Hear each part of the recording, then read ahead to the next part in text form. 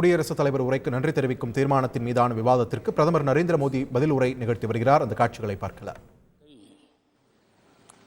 नए सदन में इस गरिमापूर्ण उपस्थिति में राष्ट्रपति, उपराष्ट्रपति जी और आप, हम सबके मन को प्रभावित करने वाला वो दृश्य हमेशा हमेशा याद है. பாராளுமன்ற அவையில் குடியரசு தலைவர் அவர்கள் பேசிய அந்த காட்சி நம்முடைய அனைவரின் மனதிலும் ஒரு உற்சாகத்தை ஏற்படுத்தியது. आभार प्रस्ताव पर अपने अपने विचार रखे हैं. मैं विनम्रता के साथ अपने अपने विचार व्यक्त करने वाले सभी இந்த अपने माननीय குடியரசு தலைவரின் பேச்சுக்கு நன்றி தெரிவிக்கும் இந்த मैं विशेष रूप से विपक्ष ने जो संकल्प लिया है நான் ஆதரித்து பேச வந்திருக்கிறேன். उनके भाषण के एक एक बात से मेरा और देश का विश्वास पक्का हो गया है कि इन्होंने लंबे अरसे तक वहां रहने का संकल्प ले लिया. இன்று இங்கே எதிர்க்கட்சி உறுப்பினர்கள் பலர் பேசினார்கள். இவர்களுடைய பேச்சிலிருந்து எனக்கு மிகவும் நம்பிக்கை ஏற்பட்டிருக்கிறது. இவர்கள் பல ஆண்டு காலம் ஆட்சி கட்டிலில் அமர்ந்திருந்தார்கள். आप कई दशक तक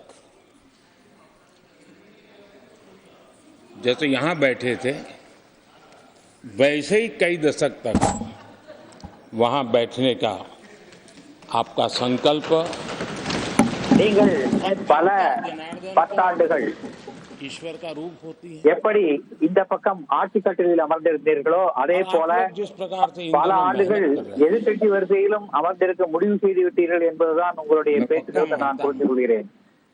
कि ईश्वर रूपी जनता जनार्दन आपको जरूर आशीर्वाद देगी और आप உங்களுக்கு மக்கள் வடிவத்திலே இருக்கின்ற அந்த மகேசன் நிச்சயமாக ஆசீர்வாதம் அளிப்பார். और अगले चुनाव में दर्शक दिशा में दिखेंगे. அடுத்த தேர்தலில் நாங்கள் அதிக எண்ணிக்கையில் வெற்றி பெறுவோம். நீங்கள் எல்லாம் பார்வையாளர் மாடத்திலிருந்து எங்களை பார்ப்பீர்கள்.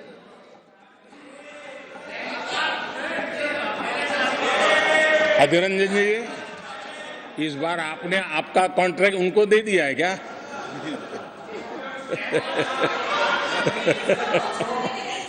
हमारे गीता में बोलते हैं कि अहंकारम बलम दर्पम. आपने इन्हीं चीजों को पचाया है. सर बोलने दो ना सर.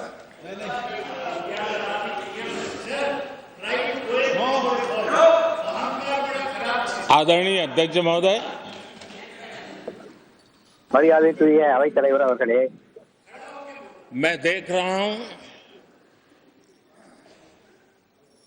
कि आप में से बहुत लोग चुनाव लड़ने का हौसला भी खो चुके हैं. मैंने सुना है தேர்தல் போட்டியிடுவதற்கான தைரியத்தை கூட இழந்து விட்டிருக்கிறார்கள். बहुत लोग पिछली बार भी सीट बदली, इस बार भी कुछ सीट बदलने के फिराक में हैं. கடந்த முறையும் அவர்கள் தொகுதி மாறி போட்டியிட்ட பலர் இங்கே இருக்கிறார்கள். राज्यसभा में जाना இந்த முறையும் தொகுதி மாறி போட்டியிடுவதற்கான வாய்ப்புள்ளவர்கள் நிறைய பேர் இருக்கிறார்கள். आकलन करके वो अपना अपना रास्ता ढूंढ रहे हैं. பலவிதமான கணக்குகளை போட்டு தங்களுடைய பாதையை தேர்ந்தெடுக்கும் முயற்சியில் ஈடுபட்டிருக்கிறார்கள். ஆனால் அவைத்தலைவர் அவர்களே, एक प्रकार से तथ्यों के आधार पर, हकीकतों के आधार पर एक बहुत बड़ा दस्तावेज है जो देश के सामने राष्ट्रपति जी ने प्रस्तुत. ராஷ்டிரபதியின் பேச்சு என்பது ஒரு மாபெரும் உண்மைகளை சொல்லுகின்ற ஒரு ஆவணம். तो उन हकीकतों को समेटने का प्रयास किया है நீங்கள் அந்த ஆவணத்தை நன்றாக படித்து பார்த்தீர்கள் என்றால் பல உண்மைகள் அதிலே சொல்லப்பட்டிருக்கின்றன. स्पीड से प्रगति कर रहा है। அதிலிருந்து स्केल के நமக்கு தெரிவது என்னவென்றால் நாடு எந்த வேகத்தில் முன்னேறி வருகிறதோ, எந்த வேகத்தில் வளர்ச்சி அடைந்து வருகிறதோ आदरणीय இதனுடைய கணக்கு அங்கே தரப்பட்டிருக்கிறது. இதனை राष्ट्रपति மாண்புமிகு குடியரசுத் தலைவர் வெளிப்படுத்தியிருக்கிறார். भारत के उज्जवल भविष्य को ध्यान में रखते हुए 4 मजबूत स्तंभों पर हम सबका ध्यान நாட்டின் வளர்ச்சியை மனதிலே வைத்துக் கொண்டு மாண்புமிகு குடியரசுத் தலைவர் அவர்கள் 4 தூண்கள் பற்றி பேசியிருக்கிறார். कि देश के 4 स्तंभ जितने ज्यादा मजबूत होंगे,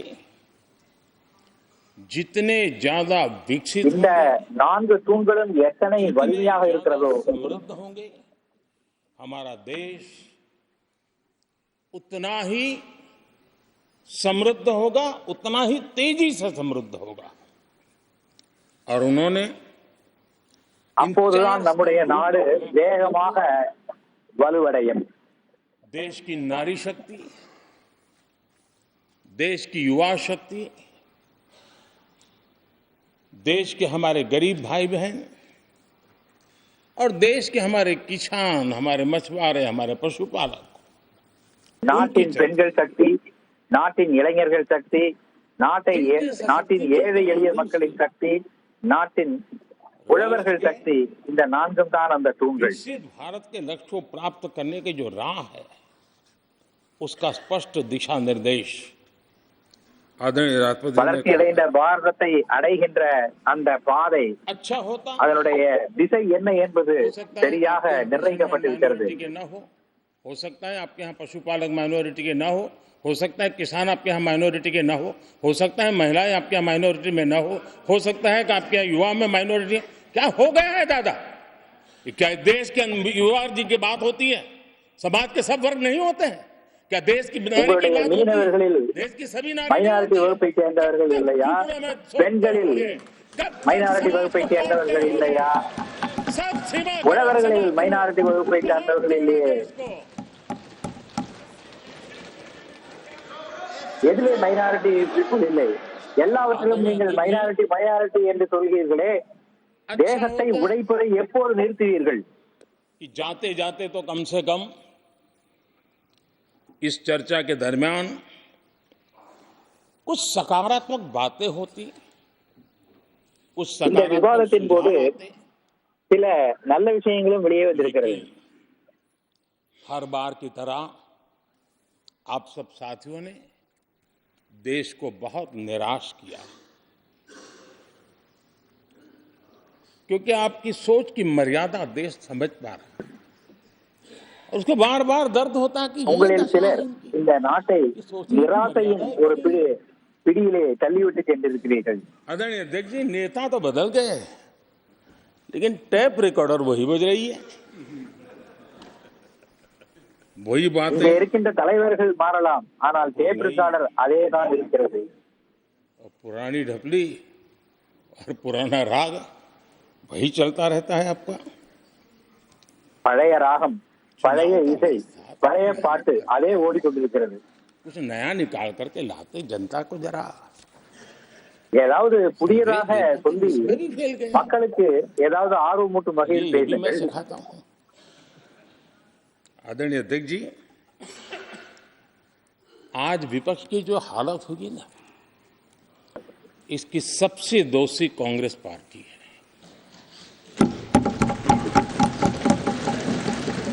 மரியாதைக்குரிய அவைத்தலைவர் அவர்களே, இப்போது எதிர்க்கட்சிகளின் நிலைமையை பாருங்கள். कांग्रेस को முக்கியமாக காங்கிரஸ் கட்சி एक अच्छा विपक्ष बनने का बहुत बड़ा अवसर मिला और 10 साल कम नहीं होते, लेकिन 10 साल காங்கிரசிற்கு ஒரு நல்ல எதிர்க்கட்சியாக இருப்பதற்கு வாய்ப்பு கிடைத்தது. 10 ஆண்டுகள் என்பது ஒரு குறைவான சமயம் அல்ல. और जब खुद विफल हो गए तो विपक्ष में और भी होनहार लोग हैं, उनको भी उभरने नहीं दिया, क्योंकि फिर मामला और गड़बड़ हो जाए. इसलिए हर बार அவர்களும் மேலே வரவில்லை. எதிர்க்கட்சிகளின் மத்தியில் மேலும் நல்ல தலைவர்கள் இருந்தார்கள், அவர்களையும் மேலே வரவிடவில்லை. हाउस में இதனால் कई மேலும் குழப்பங்கள் हमारे அதிகரித்திருக்கிறது. अन्य सांसदगण है, उत्साह भी उमंग भी है, लेकिन अगर वो बोले उनकी छवि उभर जाए तो शायद किसी की छवि बहुत दब जाए। उस चिंता में इस यंग जनरेशन को मौका न मिले, हाउस को ही चलने नहीं दिए गए। சபையில் ஏராளமான இளைய வயது எம்பிகள் இருக்கிறார்கள். அவர்கள் பேச ஆரம்பித்தால் அவர்கள் குரல் ஓங்கி ஒலித்து போகிறது, நம்முடைய குரல் தாழ்ந்துவிடப் போகிறது என்கின்ற எண்ணத்தில் இளைஞர்களின் குரலை எழவிடாமல் செய்கிறார்கள். और मैं हमेशा चाहता हूं कि देश को एक स्वस्थ अच्छे विपक्ष की बहुत जरूरत है। இந்த நாட்டிற்கு ஒரு ஆரோக்கியமான எதிர்க்கட்சி மிகவும் தேவை என்று நான் நினைக்கிறேன். देश ने जितना परिवारवाद का खामियाजा उठाया है और उसका खामियाजा खुद कांग्रेस ने भी उठाया है। अब நாடு तुम देख रहे हैं, குடும்ப அரசியல் எவ்வளவு பார்த்திருக்கிறதோ அவற்றுள் பெரும்பங்கு காங்கிரஸே பார்த்திருக்கிறது. लेकिन परिवारवाद की सेवा तो करनी पड़ती है।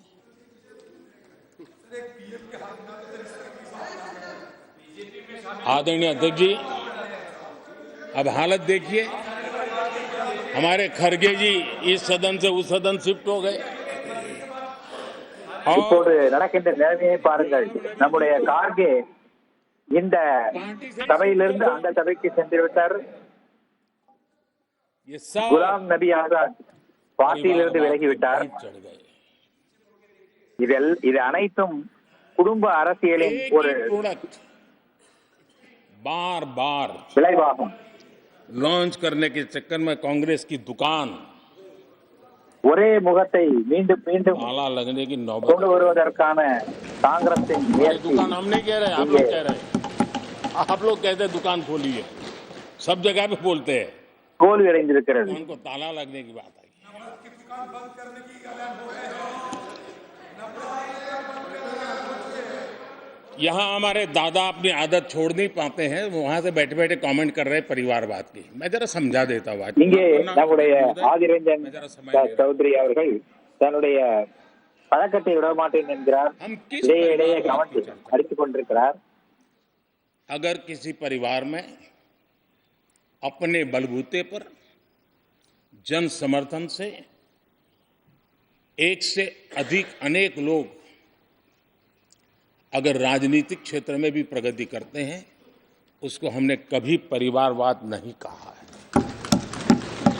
हम परिवारवाद की चर्चा वो करते हैं जो पार्टी परिवार चलाता है, जो ஒரு पार्टी குடும்பத்தை परिवार சேர்ந்த के लोगों को உறுப்பினர்கள் प्राथमिकता देती है, மக்களின் பெரும்பான்மையோடு पार्टी के सारे சட்டமன்ற பாராளுமன்ற உறுப்பினர்கள் ஆகிறார்கள் என்றால் நாங்கள் அதை குற்றம் சொல்வதில்லை. ஆனால் ஒரே குடும்பத்தின் राजनाथ जी की कोई உறுப்பினர்கள் पॉलिटिकल கட்சியின் எல்லா பதவிகளிலும் இருப்பதைத்தான் நாங்கள் और इसलिए குடும்ப அரசியல் என்று சொல்கிறோம்.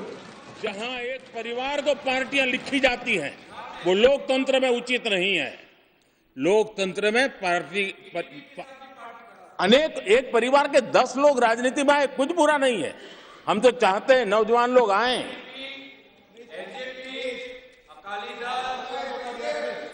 हम भी चाहते हैं ये इसकी चर्चा करिए। हमारे साथ आपके साथ मेरा विषय नहीं है। देश के लोकतंत्र के लिए परिवारवादी राजनीति, पारिवारिक पार्टियों की राजनीति, ये हम எங்கள் सबकी चिंता தரப்பிலோ का विषय அல்லது உங்கள் தரப்பிலோ குடும்ப உறுப்பினர்கள் அரசியலுக்கு வருவதை பற்றி அனைவரும் விவாதம் செய்யுங்கள். இது நாட்டு மக்களுக்கு ஒரு தீங்கான ஒரு प्रगति करते हैं, செயலாகும். उसको तो मैं स्वागत करूंगा। 10 लोग प्रगति करें, मैं स्वागत करूंगा। देश में जितनी नई पीढ़ी குடும்ப अच्छे लोग आए, உறுப்பினர்கள் 10 பேர் स्वागत योग्य है। பாராளுமன்ற உறுப்பினர்கள் ஆகுங்கள். ஆனால் அவர்கள் அனைவரும் நாட்டு வளர்ச்சிக்காக பாடுபடுகிறார்கள் என்றால் நான் அவர்களை ये வரவேற்கிறேன். अध्यक्ष नहीं होगा तो उसका बेटा होगा, ये नहीं होगा तो उसका बेटा होगा। ये लोकतंत्र का खतरा है और इसलिए अच्छा हुआ दादा, थैंक यू। ஆனால் அவ்வாறு நடக்கவில்லை. नहीं था, आज बोल दिया मैंने। இவன் பதவியில் இல்லை என்றால் அவருடைய மகன், அவர் பதவியில் என்றால் அவருடைய மகன் एक ही பதவிக்கு प्रोडक्ट को வருவதை बार-बार நாங்கள் लॉन्च எதிர்க்கிறோம். करने का भरपूर प्रयास हो रहा है। ஒரே ஒரு உற்பத்தி பொருளை மீண்டும் மீண்டும் விற்பனைக்கு கொண்டு வருவதை अध्यक्ष நாங்கள் जी, எதிர்க்கிறோம். कांग्रेस एक परिवार में उलझ गई। देश के करोड़ों परिवार की आकांक्षाएं और उपलब्धियां காங்கிரஸ் கட்சி ஒரே குடும்பத்தின் அரசியலில் தொலைந்து போய்விட்டது. अपने परिवार के बाहर देखने की तैयारी नहीं है। நாட்டில் உள்ள லட்சக்கணக்கான குடும்பங்களின் வளர்ச்சி என்ன என்பதை பற்றி யோசிக்கவில்லை. कुछ भी है कैंसिल, कुछ भी है कैंसिल। एक ऐसे कैंसिल कल्चर में कांग्रेस फंस गई है। अगर हम कहते हैं मेक इन इंडिया तो कांग्रेस कहती है कैंसिल। हम कहते हैं आत्मनिर्भर भारत, कांग्रेस कहती है कैंसिल। காங்கிரஸ் हम கட்சி कहते हैं वोकल கேன்சல் फॉर கரோ, लोकल, கேன்சல் செய்து விடுங்கள், கேன்சல் செய்து விடுங்கள் हम என்ற कहते हैं वंदे நிலையிலே भारत ट्रेन, இருக்கிறது. कांग्रेस कहती है कैंसिल। நாங்கள் हम कहते हैं संसद की नई इमारत, சுயசார்பு இந்தியா என்று சொன்னால் அதை கேன்சல் செய். यानी நாங்கள் வளர்ச்சியடைந்த இந்தியா என்று சொன்னால் அதை கேன்சல். நாங்கள் வந்தே பாரத் ரயில் என்று சொன்னால் அதை கேன்சல் செய்யுங்கள் என்று சொல்கிறது. इतनी नफरत कब तक पाले रखोगे? और उसके कारण இவ்வளவு வெறுப்பினை எத்தனை ஆண்டு காலம் நாம் தாங்கிக் கொண்டிருப்போம்? देश के अचीवमेंट उसको भी कैंसिल करके आप बैठ गए हो।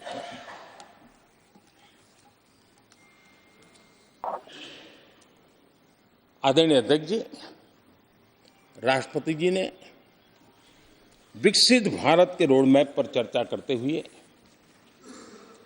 आर्थिक पहलुओं पर विस्तार से चर्चा की। अर्थव्यवस्था की மாண்புமிகு குடியரசுத் தலைவர் அவர்கள் आधार है। வளர்ச்சியடைந்த பாரதம் பற்றி சொல்லிக் கொண்டு வரும்போது பலவிதமான வளர்ச்சி பொருளாதார வளர்ச்சி பற்றி சொன்னார்.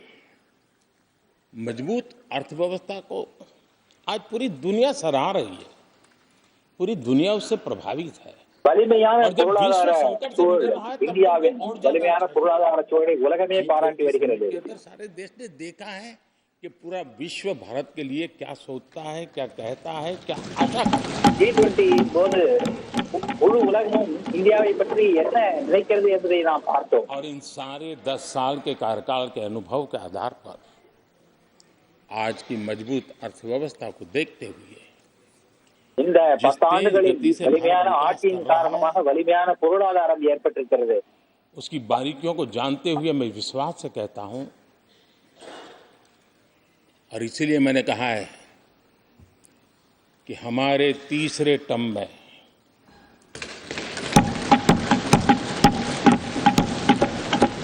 भारत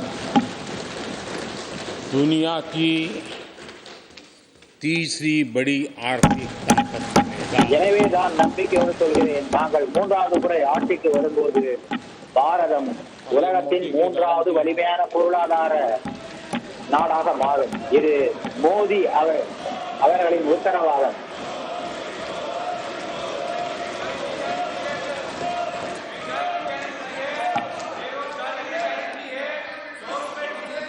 माननीय अध्यक्ष जी, इनको पहले मौका नहीं दिया था क्या? सबको मौका दिया है ना? हाँ,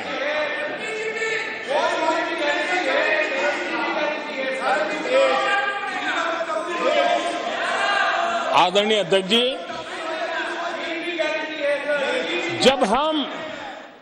जब हम दुनिया की तीसरी बड़ी आर्थिक शक्ति बनकर के उभरेंगे कहते हैं, तो हमारे विपक्ष में बैठे कुछ साथी कैसा कुतर्क देते हैं, कैसा कुतर्क देते நாங்கள் हैं। எப்போது இந்தியா 3வது வலிமையான பொருளாதாரமாக மாறும் என்று உத்தரவாதம் அளிக்கும் போது எதிர்க்கட்சி வரிசையில் இருப்பவர்கள் எப்படிப்பட்ட குதர்க்கமான வார்த்தைகளை எல்லாம் சொல்லுகிறார்கள் என்று मोदी பாருங்கள். का क्या है, ये तो अपने आप हो जाएगी।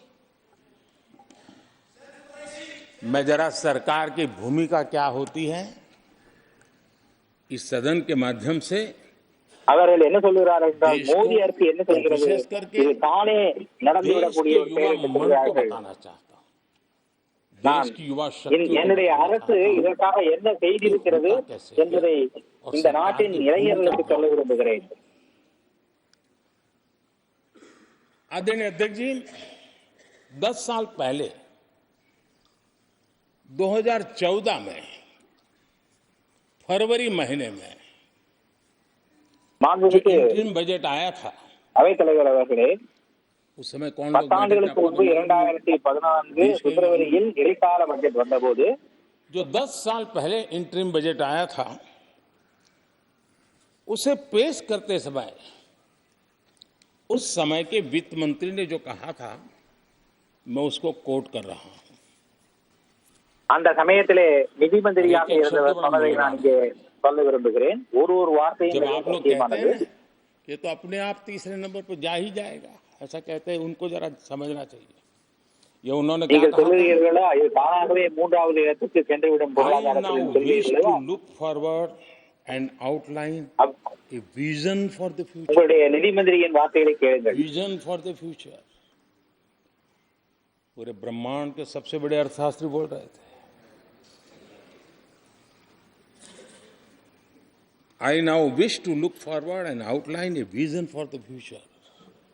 आगे कहते हैं आई நான் वंडर வருங்காலத்திற்கான ஒரு பார்வையை இங்கே தர how many have விரும்புகிறேன். noted the fact that India's economy in terms of the size of its GDP is the 11th largest in the world।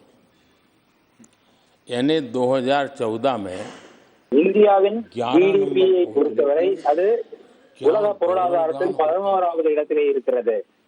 आज 5 पर पहुंच गए और आपको क्या हो गया? இப்போது 5ஆம் இடத்திற்கு வந்திருக்கிறது. நீங்கள் எல்லாம் இதற்காக என்ன சொல்லுகிறீர்கள்? जी, आदरणीय अध्यक्ष जी, மரியாதைக்குரிய தலைவர் அவர்களே, आदरणीय अध्यक्ष जी, आदरणीय अध्यक्ष जी, आदरणीय अध्यक्ष जी, आदरणीय अध्यक्ष जी, मैं आगे पढ़ रहा हूं। गोगोई जी थैंक यू, आपने अच्छा कहा। मैं आगे पढ़ रहा हूं, ध्यान से सुनिए साथियों, ध्यान से सुनिए। उन्होंने कहा था is the 11th largest in the world. बड़ा மேலும் நிதியமைச்சர் கூறுகிறார், அந்த சமயத்து நிதியமைச்சர் கூறுகிறார், great things in the store.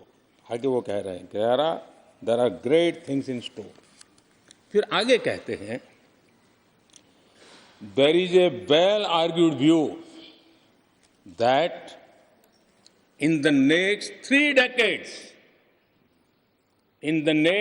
decades, India's nominal GDP will take the country to the 3rd rank after the US and China। उस समय சில பொருளாதார அறிஞர்கள் சொல்லுகிறார்கள், அடுத்த 30 ஆண்டுகளில் இந்தியாவின் ஜிடிபி 30 साल में हम 3வது இடத்திற்கு இந்தியாவை கொண்டு செல்லும். 30 ஆண்டுகளில் 30 இந்தியாவை 3வது இடத்திற்கு கொண்டு செல்லும். फिर कहा था ये मेरा विजन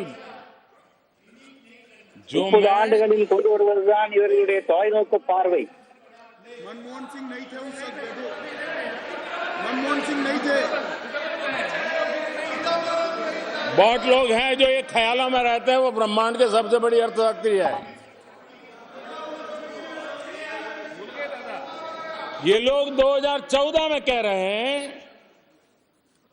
और विजन क्या देखते हैं 2044 यानी 2044 तक तीसरी अर्थव्यवस्था की बात, ये इनकी सोच। இவர்களுடைய தொலைநோக்கு பார்வை என்னவாக இருக்கிறது? 30 ஆண்டுகளில், அதாவது 2044ஆம் ஆண்டில் இந்தியா 3வது பொருளாதார வலுவான நாடாக மாறும் என்பதாகும். संकल्प तो दूर की बात थी, 30 साल का इंतजार करने के लिए मेरे देश की युवा पीढ़ी को कह कर गए थे, लेकिन हम 30 ஆண்டுகள் आज காத்திருப்பதற்கு आपके सामने எங்களுடைய विश्वास से இளைஞர் खड़े हैं, சமுதாயத்தை इस இவர்கள் पवित्र சொன்னார்கள். सदन में खड़े हैं और मैं आपको विश्वास दिलाता हूं कि 30 साल हम नहीं लगने देंगे। ये मोदी की गारंटी है। मेरे तीसरे நான் இந்த புனிதமான பாராளுமன்றத்திலே இன்று கொண்டு உங்களுக்கு உறுதி அளிக்கிறேன், आर्थिक शक्ति 30 ஆண்டுகள் காத்திருக்க வேண்டிய அவசியமில்லை.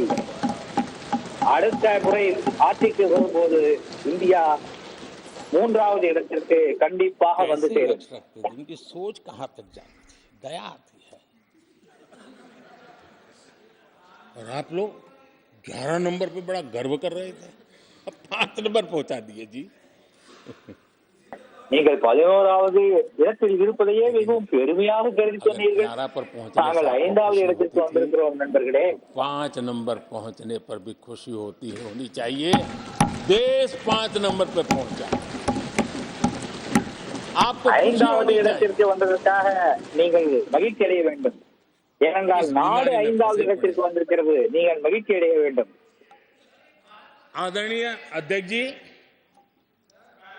भाजपा सरकार की काम करने की स्पीड, हमारे लक्ष्य कितने बड़े होते हैं, हमारा हौसला कितना बड़ा होता है, वो आज पूरी दुनिया देख। மரியாதைக்குரிய அவைத்தலைவர் அவர்களே, பாரதிய ஜனதா கட்சியின் அரசு வேலை செய்கின்ற அந்த வேகம், आदरणीय अध्यक्ष जी, எங்களுடைய இலட்சியமும் பெரிதாக இருக்கிறது, कहावत है வேகமும் அதிகமாக हमारे उत्तर இருக்கிறது. प्रदेश में खास ये कहावत कही जाती है, 9 दिन चले 2.5 कोस।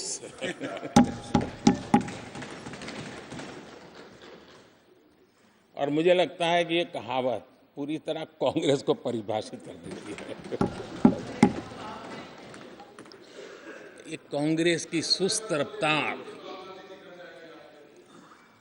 कांग्रेस की सुस्त रफ्तार का कोई मुकाबला नहीं। आज देश காங்கிரஸ் में கட்சியின் பணி செய்யும் வேகத்திற்கு யாரும் எதிர் நிற்க முடியாது. அவ்வளவு आज देश में குறைவான வேகத்தில் பணி செய்கிறார்கள். आज देश में जिस रफ्तार से काम हो रहा है, कांग्रेस सरकार इस रफ्तार की कल्पना भी नहीं कर सकती है। இங்கே आदरणीय अध्यक्ष जी, இன்று எந்த வேகத்தில் பணிகள் நடைபெறுகிறதோ அந்த வேகத்தை காங்கிரஸ் கட்சி கற்பனை செய்து பார்க்க முடியாது. शहरी गरीबों के लिए हमने गरीबों के लिए 400 घर हमने गरीबों के लिए, आदरणीय अध्यक्ष जी, हमने गरीबों के लिए 4 करोड़ घर बनाए। நாங்கள் ஏழைகளுக்காக 4 கோடி வீடுகள் கட்டி தந்திருக்கிறோம். और शहरी गरीबों के लिए 80 लाख पक्के मकान शहरी गरीबों के लिए बने। நகர்ப்புற ஏழைகளுக்காக 80 லட்சம் வீடுகள் உருவாகி இருக்கிறது. अगर कांग्रेस की रफ्तार से घर बने होते, காங்கிரசினுடைய வேகத்திலே வீடுகள் मैं इसका हिसाब लगा கட்டப்பட்டிருந்தால் என்ன ஆகியிருக்கும் என்பதை நீங்கள் யோசித்து பாருங்கள். चला होता तो 100 साल लगते, इतना काम करने में 100 साल लगते।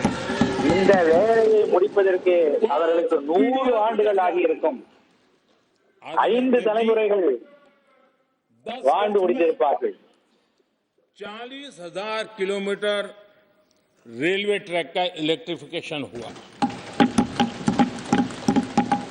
अगर 40,000 கிலோமீட்டர் इस काम மின்மயமாக்கப்பட்டிருக்கிறது. 80 साल लग जाते। காங்கிரசுடைய வேகத்திலே பணிகள் நடைபெறதாக இருந்தால் 80 ஆண்டுகள் சேர்த்திருக்கும்.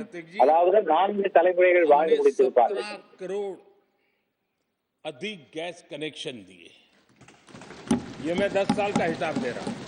அவை தலைவர்களே, 10 ஆண்டு காலத்தில் நாங்கள் 17,000 चलते கோடி तो ये இலவச कनेक्शन கேஸ் देने में கொடுத்திருக்கிறோம். और 60 साल लग जाते। காங்கிரசுடைய வேகத்தில் இதை முடிப்பதற்கு कुएं में खाना पकाते पकाते गुजर जाती। இன்னும் 60 ஆண்டுகள் ஆகியிருக்கும். 3 தலைமுறையினர் புகையிலே சமைத்து உடல் நலம் கெட்டு सैनिटेशन போயிருப்பார்கள். कवरेज 40% से 100% तक पहुंची है। சானிடேஷன் கவரேஜ் என்பது 40 விழுக்காட்டிலிருந்து 100 விழுக்காடு ஆகியிருக்கிறது. तो ये काम होते होते 60-70 साल और लगते और காங்கிரசுடைய कम வேகத்தில் से இந்த कम பணிகள் 3 செய்திருந்தால் गुजर जाती। இன்னும் 70-80 ஆண்டுகள் ஆகியிருக்கும். 3 தலைமுறைகள் आदरणीय अध्यक्ष जी, வாழ்ந்து முடித்திருப்பார்கள். ஆனால் எந்த விதமான உத்தரவாதமும் இருக்காது. कांग्रेस की जो मानसिकता है, जिसका देश को बहुत नुकसान हुआ, कांग्रेस ने காங்கிரசின் மனப்பான்மையால் நாட்டுக்கு பெரும் தீங்கு ஏற்பட்டிருக்கிறது. कभी भी विश्वास नहीं किया. நாட்டின் திறமையின் மீது காங்கிரஸ் எப்போதுமே நம்பிக்கை வைத்ததில்லை. अपने आप को शासक मानते रहे.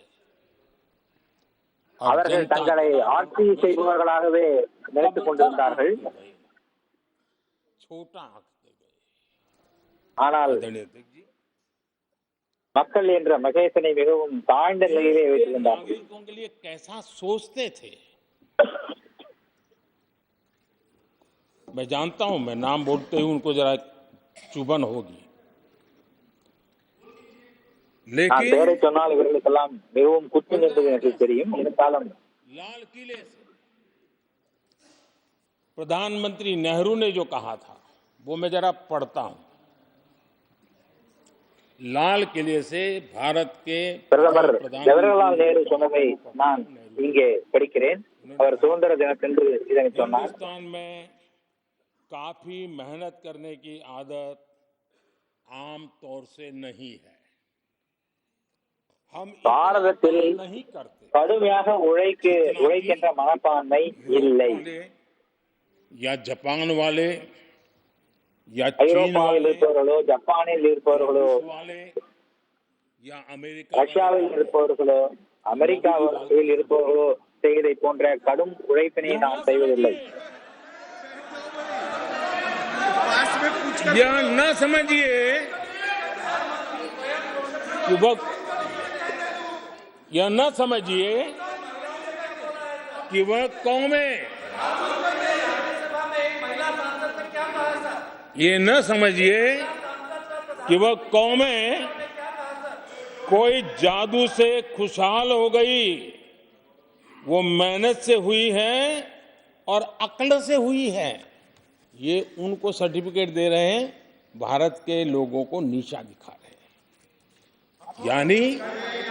यानी नेहरू जी இந்தியாவின் வளர்ச்சி இளைஞர்களின் உழைப்பால் ஏற்பட்டது. இவர்கள் அந்த की भारतीय இளைஞர்களுக்கு இதை போன்ற ஒரு சான்றிதழ் அளித்தார்கள். कि भारतीय இந்தியர்களை பற்றி நேருவின் எண்ணம் இதை போலத்தான் இருந்தது. और आदरणीय अध्यक्ष जी, आदरणीय अध्यक्ष जी, इंदिरा जी की सोच भी उससे ज्यादा अलग नहीं थी. इंदिरा जी ने மதிப்பிற்குரிய அவைத்தலைவர் அவர்களே, இந்திரா அவர்களின் எண்ணமும் இதற்கு लाल சிறிதும் மாற்றமில்லாதது.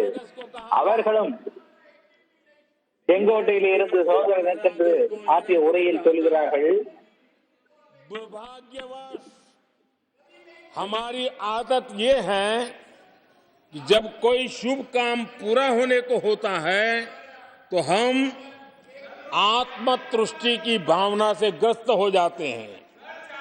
और जब ஒரு வேலை முடிவடையும் நிலைக்கு வரும்போது நாம் तो हम வெற்றி பெற்றதாக நினைத்து சோர்ந்து விடுகிறோம்.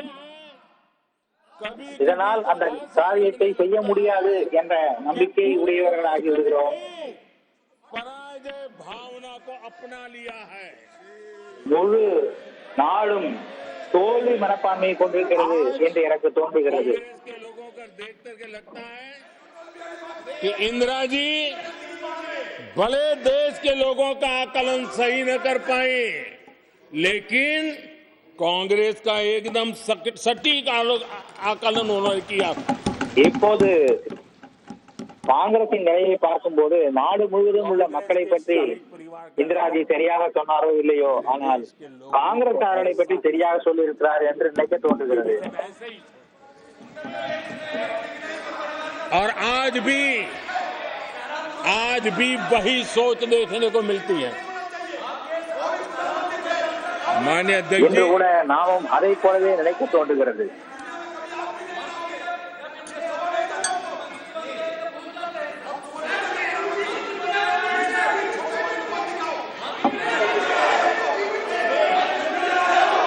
माननीय अध्यक्ष जी, कांग्रेस का विश्वास हमेशा सिर्फ एक परिवार पर रहा है. एक परिवार காங்கிரசுடைய के நம்பிக்கை ஒரே ஒரு குடும்பத்தின் மீதுதான் இருந்தது. அந்த குடும்பத்தை தவிர அவர்களால் வேறு எதுவும் சிந்திக்க முடியவில்லை. कुछ दिन पहले भानुमति का कुनबा जोड़ा,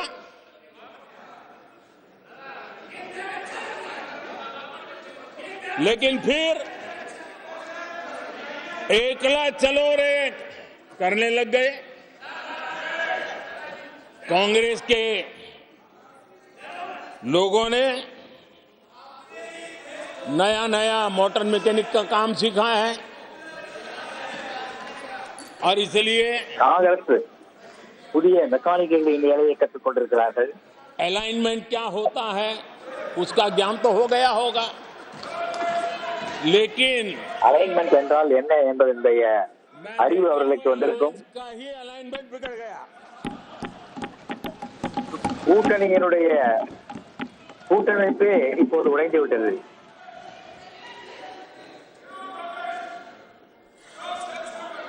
इनको अपने इस कुनबे में अगर एक दूसरे पर विश्वास नहीं है तो ये लोग देश पर विश्वास कैसे करेंगे? இவர்கள் தங்களுடைய கூட்டணியில் இருக்கின்ற ஒருவர் மீது ஒருவருக்கே நம்பிக்கை இல்லை என்றால் நாட்டின் மீது இவர்களுக்கு என்ன நம்பிக்கை ஏற்பட போகிறது? எங்களுக்கு நாட்டின் திறமையின் மீது நம்பிக்கை இருக்கிறது, शक्ति पर भरोसा है, மக்களின் சக்தியின் மீது நம்பிக்கை இருக்கிறது. देश की जनता ने हमें जब पहली बार सेवा करने का अवसर दिया तो हमने पहले कार्यकाल में यूपीए के समय के जो गड्ढे थे वो गड्ढे भरने में हमारा काफी समय और शक्ति लगी। हम पहले कार्यकाल முதல் முறை में எங்களை தேர்ந்தெடுத்து அனுப்பிய போது யூபிஏ சர்க்கார் செய்த தவறுகளை திருத்துவதற்கே எங்களுக்கு நேரம் தெரியாம போனது. नए भारत की नींव रखी இரண்டாவது कार्यकाल में காலகட்டத்தில் हम विकसित भारत வளர்ச்சிக்கான பாரதத்திற்கான வேர் நிலைநாட்டினோம். மூன்றாவது ஆட்சி காலகட்டத்தில் வளர்ச்சி பெற்ற பாரதத்தை உருவாக்குவோம். पहले कार्यकाल में हमने स्वच्छ भारत, उज्ज्वला,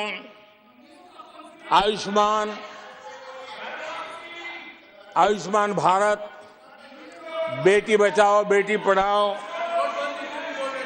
முதலாவது उसी 5 ஆண்டு प्रकार காலத்தில் से நாங்கள் ஆயுஷ்மான் பாரத், सुगम्य உஜ்வலா, डिजिटल इंडिया, बेटी पढ़ाओ बेटी बचाओ, ऐसे स्वच्छ कितने भारत ही जनहित के कामों को போன்ற अभियान மக்கள் का नल स्वरूप திட்டங்களை देकर के आगे बढ़ाए। கொண்டு வந்து टैक्स व्यवस्था आसान हो மேலும் வழி நடத்தினோம். इसके लिए जीएसटी जैसे निर्णय लिए और நாட்டின் வளர்ச்சிக்காக ஜிஎஸ்டி பற்றிய முடிவினை எடுத்தோம். जनता ने भरपूर समर्थन दिया, எங்களுடைய பணியை பார்த்து जनता ने बहुत மக்கள் आशीर्वाद எங்களுக்கு दिए, இரண்டாவது முறை पहले से भी ज्यादा आशीर्वाद பெரும்பான்மை दिए। அளித்தது. முதல் முறையை விட அதிகமாக ஆசீர்வாதம் हमारा அளித்தது. दूसरा कार्यकाल प्रारंभ हुआ। எங்களுடைய இரண்டாவது காலகட்டம் தொடங்கியது. இரண்டாவது காலகட்டத்தில் संकल्पों और वचनों की पूर्ति का कार्यकाल रहा। நாங்கள் கொண்ட இலக்குகளை அடைகின்ற ஒரு காலகட்டமாகும். जिन उपलब्धियों का देश लंबे समय से इंतजार कर रहा था, எந்த இலக்குகளுக்காக நாடு பல ஆண்டுகளாக காத்திருந்ததோ हमने दूसरे कार्यकाल में அவற்றை எல்லாம் இரண்டாவது காலகட்டத்தில் நாங்கள் நிறைவேற்றினோம். हम सबने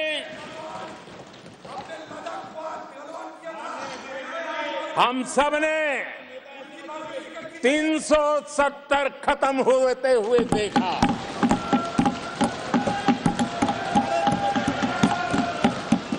इन्हीं मान्य அரசியல் सांसदों சட்ட के 370வது பிரிவை நீக்கியதை நாம் இங்கே பார்த்தோம். और उनके वोट की ताकत से 370 गया।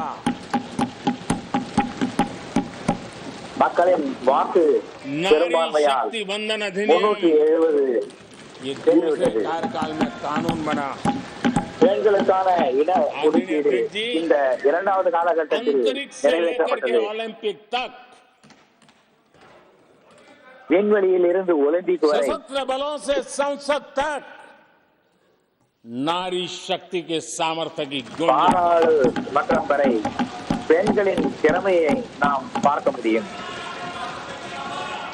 ये नारी शक्ति के सशक्तिकरण को आज देश ने देखा है.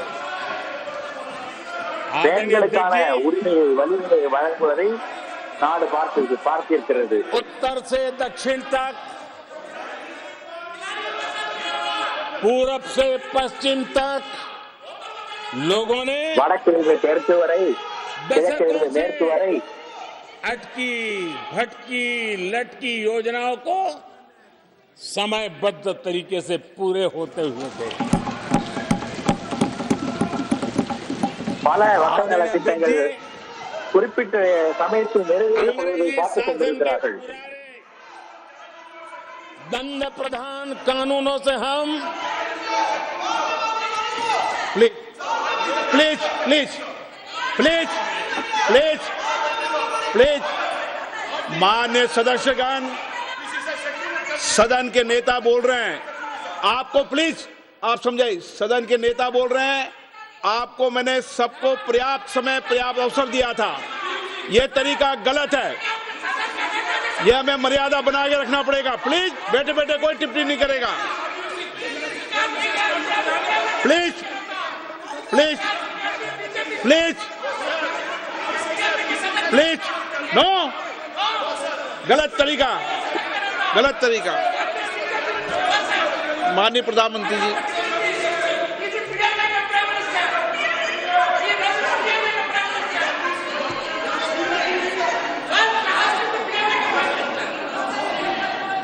ये तरीका है क्या आपका?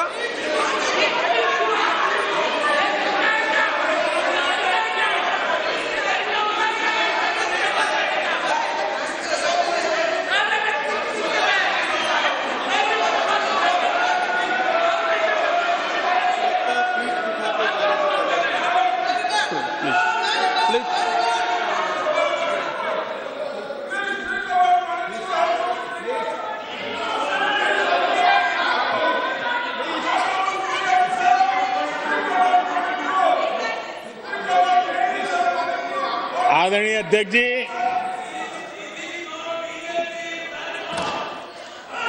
अंग्रेजी शासन के पुराने कानून மாண்புமிகு அவைத் தலைவர் அவர்களே, ஆங்கிலேய दंड प्रधान थे. அரசு காலத்திற்கு முந்தைய காலத்தைய दंड பழைய प्रधानों சட்டங்கள் से, कानूनों से हट करके பலவற்றை நாங்கள் न्याय நீக்கி संहिता तक प्रगति. இப்போது நியாய சம்ஹிதா என்ற புதிய சட்டத்தை நாங்கள் கொண்டு வந்திருக்கிறோம். हमारी सरकार ने सैकड़ों ऐसे कानूनों को समाप्त किया जो अप्रासंगिक हो गए. நூற்றுக்கணக்கான இத்தகைய சட்டங்களை நாங்கள் सरकार ने கேன்சல் செய்திருக்கிறோம். कंप्लायंसेस खत्म कर दिए. आदरणीय अध्यक्ष जी, கம்ப்ளைன்ஸையும் இந்த அரசு நீக்கி भारत இருக்கிறது. ने अमृत भारत और नमो भारत ट्रेनों से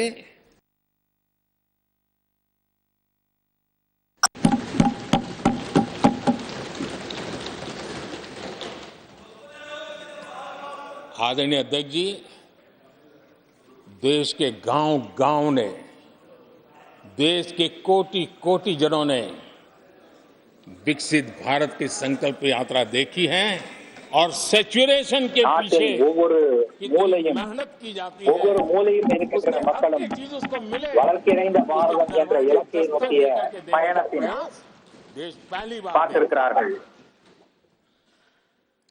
आदरणीय अध्यक्ष जी, இவர்கள் தங்களுடைய வாழ்க்கையில் முதன்முறையாக இதை பார்க்கிறார்கள்.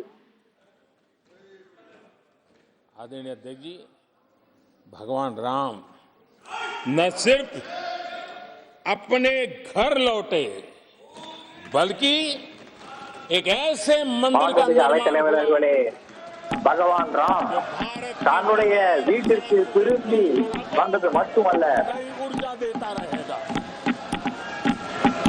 புதிய ஆலயத்திலே வந்து கொடுத்திருக்கிறார். இது இந்தியாவில் உள்ள மக்களுக்கு புதிய சக்தியை அளிக்கும், உற்சாகத்தை அளிக்கும்.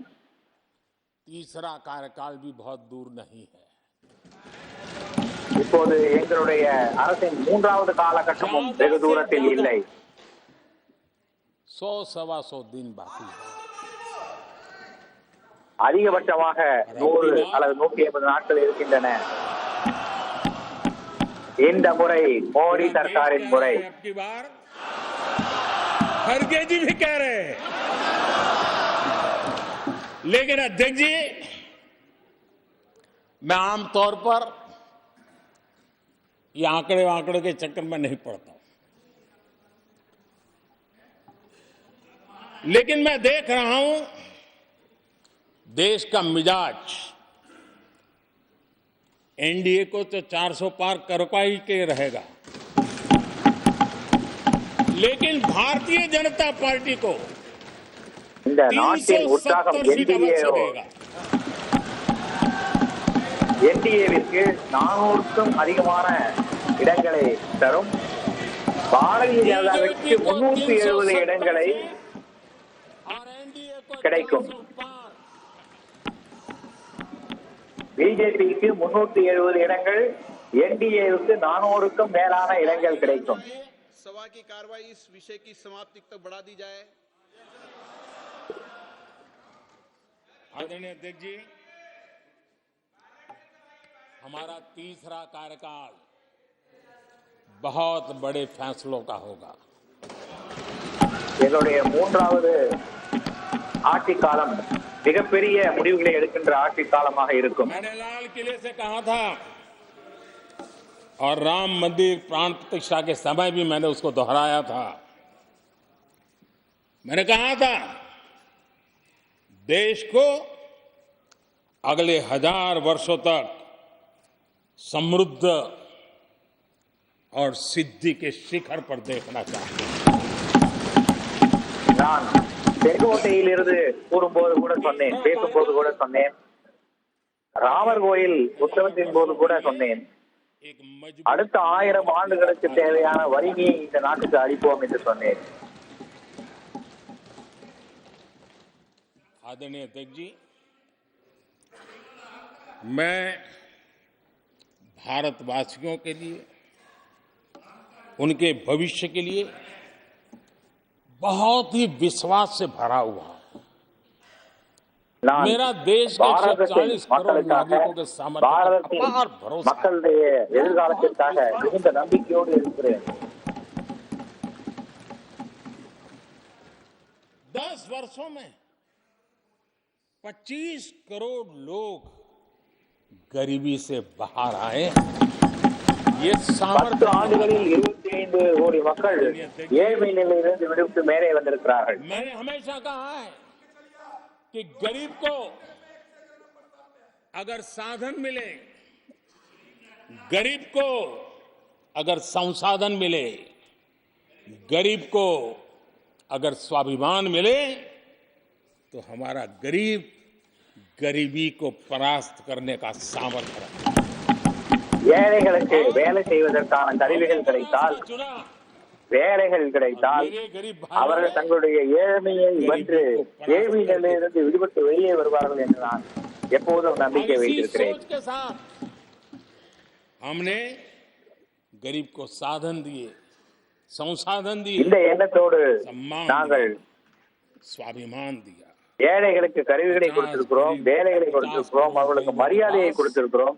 आज बैंक खाता है, कभी वो बैंक से गुजर नहीं पाता. இப்போது ஏழைகள் மிகவும் गरीबों के கர்வத்தோடு வங்கிகளுக்கு செல்லுகிறார்கள்.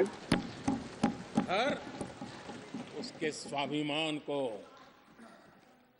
एक नया सामर्थ्य देता है. 11 करोड़ से अधिक परिवारों को पीने का शुद्ध जल पानी नल से मिल रहा है. 1100 கோடி மக்களுக்கு நல்ல குடிநீர் கிடைக்கிறது. आयुष्मान भारत कार्ड मिला है. 55 கோடி மக்களுக்கு ஆயுஷ்மான் பாரத் திட்டம் பயனளிக்கிறது. उस बीमारी के कारण फिर से वो गरीबी की तरफ लुढ़क न जाए, उसको भरोसा है कितनी भी बीमारी क्यों ना आ जाए, मोदी बैठा है। நோய் ஏற்பட்டால் அவர்கள் ஏழ்மையிலே மேலும் மேலும் மேலும் விழுவார்கள். இப்போது நோய் ஏற்பட்டால் அதற்கான மருத்துவம் இலவசமாக கிடைக்கிறது என்கின்ற நம்பிக்கை அவர்களுக்கு பிறக்கிறது. आदरणीय अध्यक्ष जी, 80 கோடி மக்களுக்கு मोदी ने उनको पूछा, இலவச உணவுப் பொருட்கள் வழங்கி இருக்கிறோம். पहले कोई पूछता तक नहीं था। देश में पहली बार रेहड़ी पटरी वाले साथियों के बारे में सोचा गया। पीएम स्वनिधि योजना से आज वो ब्याज के चक्कर से बाहर निकले। இதற்கு முன்னால் இவர்களை பற்றியெல்லாம் யாரும் யோசித்தது கூட இல்லை. இப்போது சாலையோர வியாபாரிகளுக்கு முதன்முறையாக கடன் வழங்கும் திட்டத்தை நாங்கள் जो राष्ट्र தொடங்கி இருக்கிறோம். भी करते हैं, ऐसे मेरे विश्वकर्मा साथियों के बारे में सोचा गया। இதனால் இவர்கள் நாட்டின் வளர்ச்சியிலே பங்கு கொள்கிறார்கள். இதை போலவே விஸ்வகர்மா தோழர்களுக்கும் நான் खुल जाए, ये मेरे கடன் வழங்கும் திட்டத்தை தொடங்கி இருக்கிறேன். देश में पहली बार पीवीटीजी यानी जनजातियों में भी अति पिछड़े जो हमारे भाई बहन हैं, संख्या बहुत कम है, वोट के हिसाब से किसी को नजर नहीं जाती। हम वोट से परे हैं, हम दिलों से जुड़े हैं और इसलिए முதன்முறையாக पीवीटीजी ஜனஜாதி जातियों के लिए மக்களுக்கும் पीएम जनमन योजना बना करके उनके कल्याण பிரதம का மந்திரி मिशन मोड में ஜன்மன் திட்டம் इतना ही नहीं, தொடங்கப்பட்டு அவர்களுடைய நலத்திட்டங்கள் ஒரு மிஷன் மோடில் செயல்படுத்தப்படுகிறது. जिनको आखिरी गांव करके छोड़ दिया गया था, हमने वो आखिरी गांव को पहला गांव बना करके विकास की पूरी दिशा बदल दी। ஒரு சிலரை கடைக்கோடி கிராமம் என்று விட்டுவிட்டார்கள். அந்த கிராமங்களை முதல் கிராமமாக மாற்றி அவர்களுக்கு दुनिया के अंदर நலத்திட்டங்களை जाकर கொண்டு சேர்த்திருக்கிறேன். G20 के देशों को लोगों के सामने சிறு தானியங்களை உலகம் முழுவதும் கொண்டு சேர்க்க நாங்கள் பாடுபட்டிருக்கிறோம். 3 करोड़ से ज्यादा मेरे छोटे किसान हैं जो मिलेट की खेती करते हैं, इनका कल्याण इससे 3 கோடி உழவர்கள் சிறுதானியங்களை உற்பத்தி செய்கிறார்கள். இவர்களுடைய நலம் இப்போது பெருகி இருக்கிறது. जब मैं मेक इन इंडिया की बात करता हूं, तब मैं करोड़ों गृह उद्योग, लघु उद्योग, कुटीर उद्योग, उससे जुड़े हुए मेरे लाखों परिवारों के साथ उनके कल्याण के लिए सोचता हूं। आदरणीय अध्यक्ष जी, சிறு खादी தொழில்கள் போன்ற कांग्रेस पार्टी ने தொழில்கள் उसको செய்வோரின் வாழ்க்கை வளர்ச்சியடைந்திருக்கிறது. காதி வளர்ச்சியடைந்திருக்கிறது. खादी की ताकत देने में सफलतापूर्वक आगे बढ़ा हूं, क्योंकि பல அரசுகள் இதை மறந்துவிட்டன. ஆனால் நாங்கள் காதியினுடைய விற்பனையை வெகுவாக பெருக்கி இருக்கிறோம். आदरणीय अध्यक्ष जी, हमारी सरकार हर कोने में गरीबी को निकालने के लिए, गरीब को समृद्ध बनाने के लिए अनेक विविध प्रयासों को कर रही है, जिनके लिए மாண்புமிகு वोट அவைத்தலைவர் அவர்களே, நாங்கள் பல மூலை முடுக்குகளிலும் உள்ள ஏழைகளின் ஏழ்மையை போக்குவதற்கான காரியங்களை செய்திருக்கிறோம். राष्ट्र का कल्याण है और इसलिए हम ஏனென்றால் அவர்களுடைய நலம் நாட்டின் நலமாகும். आदरणीय अध्यक्ष जी, कांग्रेस पार्टी ने, यूपीए सरकार ने ओबीसी समुदाय के साथ भी कोई न्याय नहीं किया, अन्याय किया। इन लोगों ने ஓபிசி மக்களுக்கு अपमान करने में कोई எதிரான कसर नहीं छोड़ी है। कुछ दिन पहले எந்த விதமான जब நலமும் कर्पूरी ठाकुर செய்யவில்லை. को भारत रत्न दिया, हमने वो सम्मान किया। लेकिन இப்போது நாங்கள் கற்பூரி தாகூர் அவர்களுக்கு பாரத ரத்னா விருது வழங்கியிருக்கிறோம். अति पिछड़े समाज से ओबीसी समाज के उस महापुरुष के साथ क्या व्यवहार हुआ था, கற்பூரி किस प्रकार தாகூர் से उनके साथ जुल्म किया। ஓபிசி 1970 में மக்களுக்கு बिहार के माधुरम मुख्यमंत्री बने, பணிகள் செய்திருக்கிறார். पद से हटाने के लिए कैसे कैसे खेल खेले गए थे। அவர் பீகாரில் முதலமைச்சராக ஆனபோது அவரை பதவியிலிருந்து நீக்குவதற்காக எவ்வளவு செயல்கள் செய்யப்பட்டன தெரியுமா? पिछड़ा व्यक्ति बर्दाश्त नहीं हुआ था। 1987 में जब कांग्रेस के पास पूरे देश में उनका झंडा फहरता था, सत्ता ही सत्ता थी, तब उन्होंने कर्पूरी ठाकुर को प्रतिपक्ष के नेता के रूप में स्वीकार करने से मना कर दिया। और कारण क्या दिया? அவர்கள் ஆட்சியிலே இருந்தபோது கற்பூரி தாகூரை எதிர்க்கட்சி தலைவராக கூட அவர்கள் இருக்க விடவில்லை. जिस कर्पूरी ठाकुर ने पूरा जीवन लोकतंत्र के सिद्धांतों के लिए, संविधान की मर्यादाओं के लिए खपा दिया, उनका अपमान करने का काम कांग्रेस पार्टी ने किया था। आदरणीय ஜனநாயகத்திற்காகவும் மக்கள் நலனுக்காகவும் பாடுபட்ட கற்பூரி தாகூரை அவமானப்படுத்தும் வேலைகளிலே பணியிலே காங்கிரஸ் ஈடுபட்டு வந்தது. कांग्रेस के हमारे साथियों को आजकल इस पर बहुत चिंता जताते हैं कि सरकार में ओबीसी कितने लोग हैं, कितने पद पर कहां है, उसके हिसाब किताब करते रहते हैं। இதுவரை நம்முடைய காங்கிரஸ் நண்பர்கள் उनको इतना அரசியல் ओबीसी नजर नहीं आता है। ஓபிசி எத்தனை பேர் இருக்கிறார்கள் என்பதை பற்றி பேசி வருகிறார்கள். எனக்கு மிகவும் ஆச்சரியமாக இருக்கிறது. நான் உங்களை எதிரிலே இருக்கிறேன், நான் ஓபிசியாக உங்களுக்கு தெரியவில்லையா? आदरणीय अध्यक्ष जी, जरा मैं ये दुनिया भर की चीजें करते हैं, मैं कहना चाहता हूं, ये ओबीसी जात ये क्लास है। ये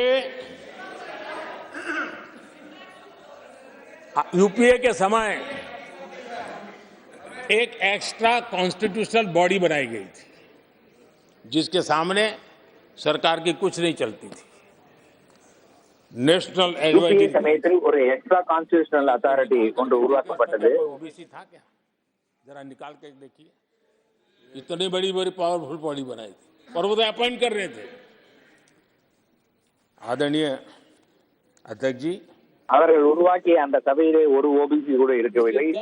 10 वर्षों में नारी शक्ति के सशक्तिकरण को लेकर के अनेक विध कदम उठाए गए। नारी के नेतृत्व में समाज के सशक्तिकरण पर काम किया गया है। आदरणीय अध्यक्ष जी, अब देश की बेटी, हिंदुस्तान में कोई ऐसा सेक्टर नहीं है जहां देश की बेटियों के लिए दरवाजे बंद हो। இந்தியாவில் எந்த துறையிலும் आज हमारे देश की பெண்களின் பங்கு இல்லாத துறையே இல்லை என்று இப்போது சொல்லலாம். और हमारे देश की सीमाओं को भी सुरक्षित रख रही है। आदरणीय நம்முடைய நாட்டு எல்லையை கூட அவர்கள் பாதுகாப்பாக வைத்திருக்கிறார்கள். ग्रामीण व्यवस्था, अर्थव्यवस्था हमारी, women self help group 10 crore बहनें जुड़ी है और आर्थिक பெண்கள் சுய குழுக்கள் 10 கோடி பெண்கள் இணைந்திருக்கிறார்கள். ग्रामीण अर्थव्यवस्था को वो नई ताकत दे रही है और मुझे आज கிராமப்புற பொருளாதாரத்திற்கு அவர்கள் ஒரு புதிய தாக்கத்தை ஏற்படுத்தி இருக்கிறார்கள். करीब करीब 1 करोड़ लखपति दीदी आज देश में। और जब मैंने उनसे बात ஒரு கோடி லட்சாதிபதி பெண்களை உருவாக்குவோம் என்று आगे बढ़ रहे हैं நாங்கள் முடிவு செய்திருக்கிறோம். वाले हमारे कार्यकाल में 3 करोड़ लखपति दीदी हमारे देश के अंदर எங்களுடைய வருகின்ற 3வது ஆட்சி காலத்தில் நாங்கள் 3 கோடி லட்சாதிபதி பெண்களை உருவாக்குவோம் என்ற இலக்கு வைத்திருக்கிறோம். आदरणीय अध्यक्ष जी, हमारे देश में बेटियों के संबंध में जो पहले सोच थी, समाज के घर में घुस गई थी, दिमाग में भी घुस गई थी, आज वो सोच कितनी तेजी से बदल रही है। थोड़ा सा बारीकी से देखेंगे तो हमें पता चलेगा कितना बड़ा सुखद बदलाव आ रहा है। पहले अगर बेटी का जन्म होता था तो चर्चा होती थी, अरे खर्चा कैसे उठाएंगे, उसको कैसे पढ़ाएंगे, उसके आगे की जिंदगी का एक प्रकार முதலில் பெண் குழந்தை வீட்டை பிறந்து விட்டால் வீட்டிலே அது ஒரு பெரிய விவாத பொருளாகிவிடும். எப்படி இவர்களை படிக்க வைப்பது, எப்படி இவர்களுக்கு திரும்ப செய்து கொடுப்பது என்றெல்லாம். कन्या समृद्धि अकाउंट खुला कि नहीं खुला? இப்போது பெண் குழந்தைகள் திட்டம் தொடங்கப்பட்டிருக்கிறது. आदरणीय जी, पहले सवाल होता था प्रेग्नेंट होने पर नौकरी नहीं कर पाओगे. पहले ये बात होती थी प्रेग्नेंट होने पर. கர்ப்பவதியானால் வேலை செய்ய முடியாது. आज कहा जाता है 26 हफ्ते की पेड लीव और बाद में भी अगर இப்போது 24 வாரங்களுக்கான बदलाव होता है. கர்ப்பிணி பெண்களுக்கான விடுமுறை पहले சம்பளத்தோடு समाज में सवाल அளிக்கப்படுகிறது. होते थे कि महिला होकर नौकरी क्यों करना चाहती हो? क्या முன்பெல்லாம் पति की सैलरी பெண்ணாக कम இருந்து கொண்டு करती ஏன் है? வேலை செய்ய விரும்புகிறாய் என்ற கேள்வி எழுப்பப்பட்டது. आज लोग पूछ रहे हैं मैडम आपका जो स्टार्टअप है ना बहुत प्रगति कर रहा है, क्या मुझे नौकरी मिलेगी? இப்போது மக்கள் சொல்கிறார்கள், மேடம் உங்களுடைய ஸ்டார்ட் அப் மிகவும் அருமையாக வளர்ந்திருக்கிறது என்று. आदरणीय अध्यक्ष जी, एक समय था जब सवाल पूछा जाता था कि बेटी की उम्र बढ़ रही है, शादी कब करोगे? बेटी की उम्र बढ़ रही है, शादी कब करोगे? आज पूछा जाता है बेटी पर्सनल और प्रोफेशनल दोनों कामों को संतुलित कितना बढ़िया करती हो, कैसे करती हो? முன்பெல்லாம் வயது கூடிக்கொண்டே போகிறது, திருமணம் எப்போது என்று கேட்டுக்கொண்டிருந்தார்கள். இப்போது एक समय था பர்சனல் ப்ரொஃபஷனல் வாழ்க்கை இரண்டையும் எப்படி சமாளித்து செல்கிறாய் என்று கேட்கிறார்கள். है कि नहीं है, ऐसा पूछा जाता था. घर के मुखिया को बुलाइए, ऐसा कहते थे. आज किसी के घर जाते हैं तो घर महिला के नाम पर, बिजली का बिल उसके नाम पे आता है. முன்பெல்லாம் வீட்டிற்குள் நினைத்தால் உங்கள் வீட்டுக்கு தலைவரை, குடும்ப தலைவரை கூப்பிடுங்கள் என்று சொல்வார்கள். ஆனால் இன்று வீடு பெண்களின் பெயரில் இருக்கிறது. ये बदलाव, வீட்டு தலைவிகளாக எங்களுடைய பெண்கள் ये இருக்கிறார்கள். बदलाव अमृत काल में विकसित भारत का हमारा जो संकल्प है ना, इसकी एक बहुत बड़ी शक्ति के रूप में उभरने वाला है और मैं उस शक्ति के வளர்ச்சியடைந்த பாரதத்தை உருவாக்குவதில் இது மாபெரும் சக்தியாக இருக்கும். महोदय,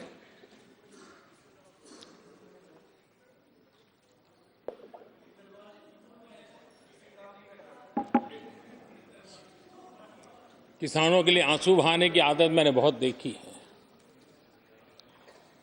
किसानों के साथ कैसा कैसा विश्वासघात किया गया है, ये देश ने देखा है. விவசாயிகளுக்காக கண்ணீர் வெடிப்பதை பற்றியெல்லாம் நான் நிறைய பார்த்திருக்கிறேன். ஆனால் விவசாயிகளுக்கு எவ்வளவு நம்பிக்கை துரோகம் செய்திருக்கிறார்கள் தெரியுமா? बजट होता था 25,000 करोड़ रुपया. आदरणीय अध्यक्ष जी, हमारी सरकार का बजट है 1.25 लाख करोड़. விவசாயிகளுக்காக எங்களுடைய பட்ஜெட் 1.25 லட்சம் கோடி ரூபாய் ஆகும். कांग्रेस ने अपने 10 साल के कार्यकाल में 7 लाख करोड़ रुपया का धान और गेहूं किसानों से खरीदा था. हमने 10 वर्ष में 7 லட்சம் கோடி 18 लाख தானியங்களை காங்கிரஸ் அரசு தங்களுடைய 10 ஆண்டு கால ஆட்சியிலே வாங்கியிருக்கிறது. दलहन और तिलहन ஆனால் நாங்கள் அதை விட அதிகமாக வாங்கியிருக்கிறோம். खरीदी नाम मात्र कभी कहीं की हो तो की हो. हमने 1.25 लाख करोड़ रुपए से भी अधिक का दलहन और तिलहन खरीद किया है. हमारे कांग्रेस के साथियों ने पीएम किसान सम्मान निधि का मड़ा उजाया और जब मैंने मेरी पहली टर्म में ये योजना शुरू की थी तो मुझे याद है कि झूठा नैरेटिव की जो फैशन चल पड़ी है, गांव में जाके कहा जाता था कि देखिए ये मोदी के पैसे मत लेना, ये चुनाव एक बार जीत गया तो सारे पैसे ब्याज समेत तुमसे वापस मांगेगा. ऐसा झूठ फैलाया गया था. किसानों को इतना கிசான் मूर्ख சம்மான் बनाने நிதியை பற்றி காங்கிரஸ்காரர்கள் பல்வேறு விதமான தவறான செய்திகளை சொல்லி வந்தார்கள். கிராமங்களிலே சென்று விவசாயிகளிடத்திலே சொன்னார்கள், மோடியின் இந்த பணத்தை நீங்கள் வாங்காதீர்கள், அடுத்த முறை வெற்றி பெற்று வந்தால் இதை வட்டியோடு உங்களிடமிருந்து வசூலித்து விடுவார்கள் என்று சொன்னார்கள். ஆனால் बीमा योजना 30,000 रुपया का प्रीमियम இப்போது அந்த திட்டத்தின் கீழ் பல விவசாயிகள் பலனடைந்திருக்கிறார்கள். காப்பீட்டு வசதி மூலம் பல விவசாயிகள் பயனடைந்திருக்கிறார்கள். कांग्रेस ने अपने शासनकाल में कभी भी मछुआरे पशुपालक की तो नामो निशान नहीं था उनके काम में. पहली बार காங்கிரஸ் தங்களுடைய ஆட்சி காலத்தில் மீனவர்கள் अलग मंत्रालय ஆடு ஆடு மேய்ப்பவர்களை பற்றி சிந்தித்ததே கிடையாது. ஆனால் எங்கள் அரசு அவர்களுக்கும் நலத்திட்டங்களை கொண்டு வந்திருக்கிறது. मछुआरों को किसान क्रेडिट कार्ड दिया गया ताकि कम முதல் முறையாக இவர்களுக்கு கிசான் கிரெடிட் கார்டு தரப்பட்டிருக்கிறது. किसान और मछुआरों की चिंता सिर्फ जानवरों की नहीं होती है, जिंदगी का एक महत्वपूर्ण हिस्सा है. आर्थिक चक्र को चलाने में इन पशुओं की अभी बहुत बड़ी भूमिका होती है. हमने फूट एंड माउथ डिसीज उससे हमारे पशुओं को बचाने के लिए 50 करोड़ से ज्यादा टीके लगाए हैं. இந்த மீனவர்களும் ஆடு மாடு மேய்ப்பவர்களும் நாட்டின் வளர்ச்சிக்கு பெரும் உதவுபவர்கள். ஆடு மாடுகளுக்கு ஏற்படும் ஃபுட் और மவுத் டிசீஸுக்கான தடுப்பூசியை நாங்கள் உருவாக்கி இருக்கிறோம். युवाओं के लिए जितने नए अवसर बने हैं ये पहले कभी नहीं बने. आज இந்த இந்தியாவிலே இளைஞர்களுக்காக எத்தனை வாய்ப்புகள் ஏற்பட்டிருக்கிறதோ அதை போல இதற்கு முன்னால் ஏற்பட்டதே இல்லை. बोलचाल के सहज दुनिया में शब्द आ चुके हैं. आज चारों तरफ स्टार्टअप की गूंज है. यूनिकॉर्न இங்கு எல்லா பக்கமும் இன்று ஸ்டார்ட் அப்களின் உலகத்தை நாம் பார்க்கிறோம். क्रिएटर्स एक बहुत बड़ा वर्ग हमारे सामने है. आज गीग इकोनॉमी की चर्चा हो रही है. ये युवाओं के जुबान पर ये नए भारत की नई वोकेबलरी है. ये नई आर्थिक साम्राज्य की नए परिवेश है. இந்தியாவின் இளைஞர்களுடைய வார்த்தைகளிலே ஒரு புதிய உற்சாகத்தை ஆர்வத்தை நாம் பார்க்க முடிகிறது. நாட்டின் ஒரு புதிய முகத்தை நாம் பார்க்க முடிகிறது. लाखों नए अवसर बना रहे हैं. 2014 से पहले இவர்கள் புதிய வேலை வாய்ப்புகளை உருவாக்குகிறார்கள். ना के बराबर बहुत ज्यादा उसकी चर्चा भी नहीं थी. आज भारत दुनिया की डिजिटल इकोनॉमी है, अग्रणी है. டிஜிட்டல் பண பரிமாற்றம் लाखों युवा முன்பு இருக்கவே இல்லை. இப்போது உலகத்திலேயே இந்தியா இதில் முதல் இடத்தில் இருக்கிறது. और आने वाले समय में ये डिजिटल इंडिया मूवमेंट जो है वो देश के नौजवानों के लिए अनेक अवसर, अनेक रोजगार, अनेक प्रोफेशंस के लिए अवसर लेकर के आने वाला है. வருங்காலத்தில் இளைஞர்களுக்காக இந்த டிஜிட்டல் பண பரிமாற்றம் புதிய வாய்ப்புகளை வேலைகளை கொண்டு வரப் போகிறது. मेड इन इंडिया फोन दुनिया में पहुंच रहे हैं. दुनिया में हम नंबर 2 बन गए हैं. और एक तरफ सस्ता मोबाइल प्राप्त हुआ है और दूसरी तरफ सस्ता डेटा. इन दोनों ने एक बहुत बड़ा रिवॉल्यूशन लाया है देश में. ஒரு பக்கம் மிக குறைந்த விலையில் செல்பேசிகள், மற்றொரு பக்கம் குறைந்த விலையில் டேட்டா இரண்டும் கிடைக்கிறது. प्राप्त करवा रहे हैं, सबसे कम कीमत पर करवा रहे हैं और वो एक कारण बना है. आज मेड इन इंडिया अभियान, रिकॉर्ड मैन्युफैक्चरिंग, रिकॉर्ड एक्सपोर्ट या देश देख रहा है. आदरणीय जी, ये सारे இன்று काम சாதனை அளவில் உற்பத்தியும் சாதனை அளவில் ஏற்றுமதியும் நடக்கிறது. रोजगार लाने वाले काम है. सबसे ज्यादा रोजगार के अवसर पैदा करेंगे. நம்முடைய இளைஞர்கள் தான் இதிலே அதிகமான வேலை வாய்ப்புகளை கொண்டு வருபவர்கள். टूरिज्म सेक्टर में अभूतपूर्व उछाल आया है. हमारे देश में ये ग्रोथ சுற்றுலா துறையில் கடந்த 10 ஆண்டுகளில் மிகப்பெரிய வளர்ச்சி ஏற்பட்டிருக்கிறது. निवेश में अधिक से अधिक लोगों को रोजगार देने वाला अवसर है. और இந்த துறையும் அதிகமான பேருக்கு வேலை வாய்ப்பு அளிக்கின்ற ஒரு துறை. स्वरोजगार की सबसे ज्यादा संभावनाएं वाला टूरिज्म क्षेत्र है. 10 वर्ष में एयरपोर्ट 2 गुने बने.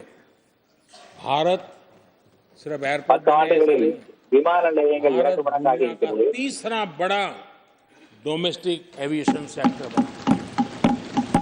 உலகத்திலேயே உள்நாட்டு விமான சேவையில் 3வது இடத்திற்கு பாரதம் सबको खुशी இருக்கிறது. होनी चाहिए. भारत की जो एयरलाइंस कंपनियां हैं उन्होंने 1000 नए एयरक्राफ्ट के ऑर्डर दिए।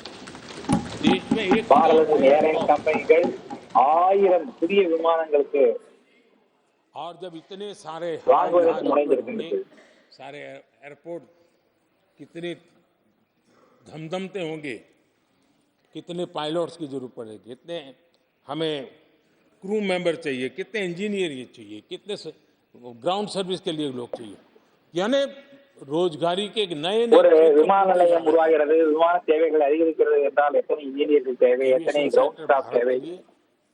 ஏவியேஷன் துறை பாரதத்திற்கு ஒரு மிகப்பெரிய வேலை வாய்ப்பை வழங்குகின்ற ஒரு துறை. हमारी कोशिश नहीं है कि इकोनॉमी को हम फॉर्मलाइज करने की दिशा में मजबूती से कदम उठाए, युवाओं को नौकरी भी मिले, सोशल सिक्योरिटी भी मिले, इन दोनों को लेकर இளைஞர்களுக்கு வேலையும் கிடைக்க வேண்டும், அவர்களுடைய வாழ்க்கைக்கு சரியான பாதுகாப்பும் கிடைக்க வேண்டும். और देश में भी माना जाता है। वो एक होता है डाटा ईपीएफओ का। ईपीएफओ में जो रजिस्ट्रेशन होता है 10 साल में करीब 18 करोड़ नए सब्सक्राइबर आए, और वो तो सीधा இபிஎஃப்ஓவில் பதிவு செய்திருப்பவர்கள் 18,000 கோடி எண்ணிக்கைக்கு சென்றிருக்கிறது.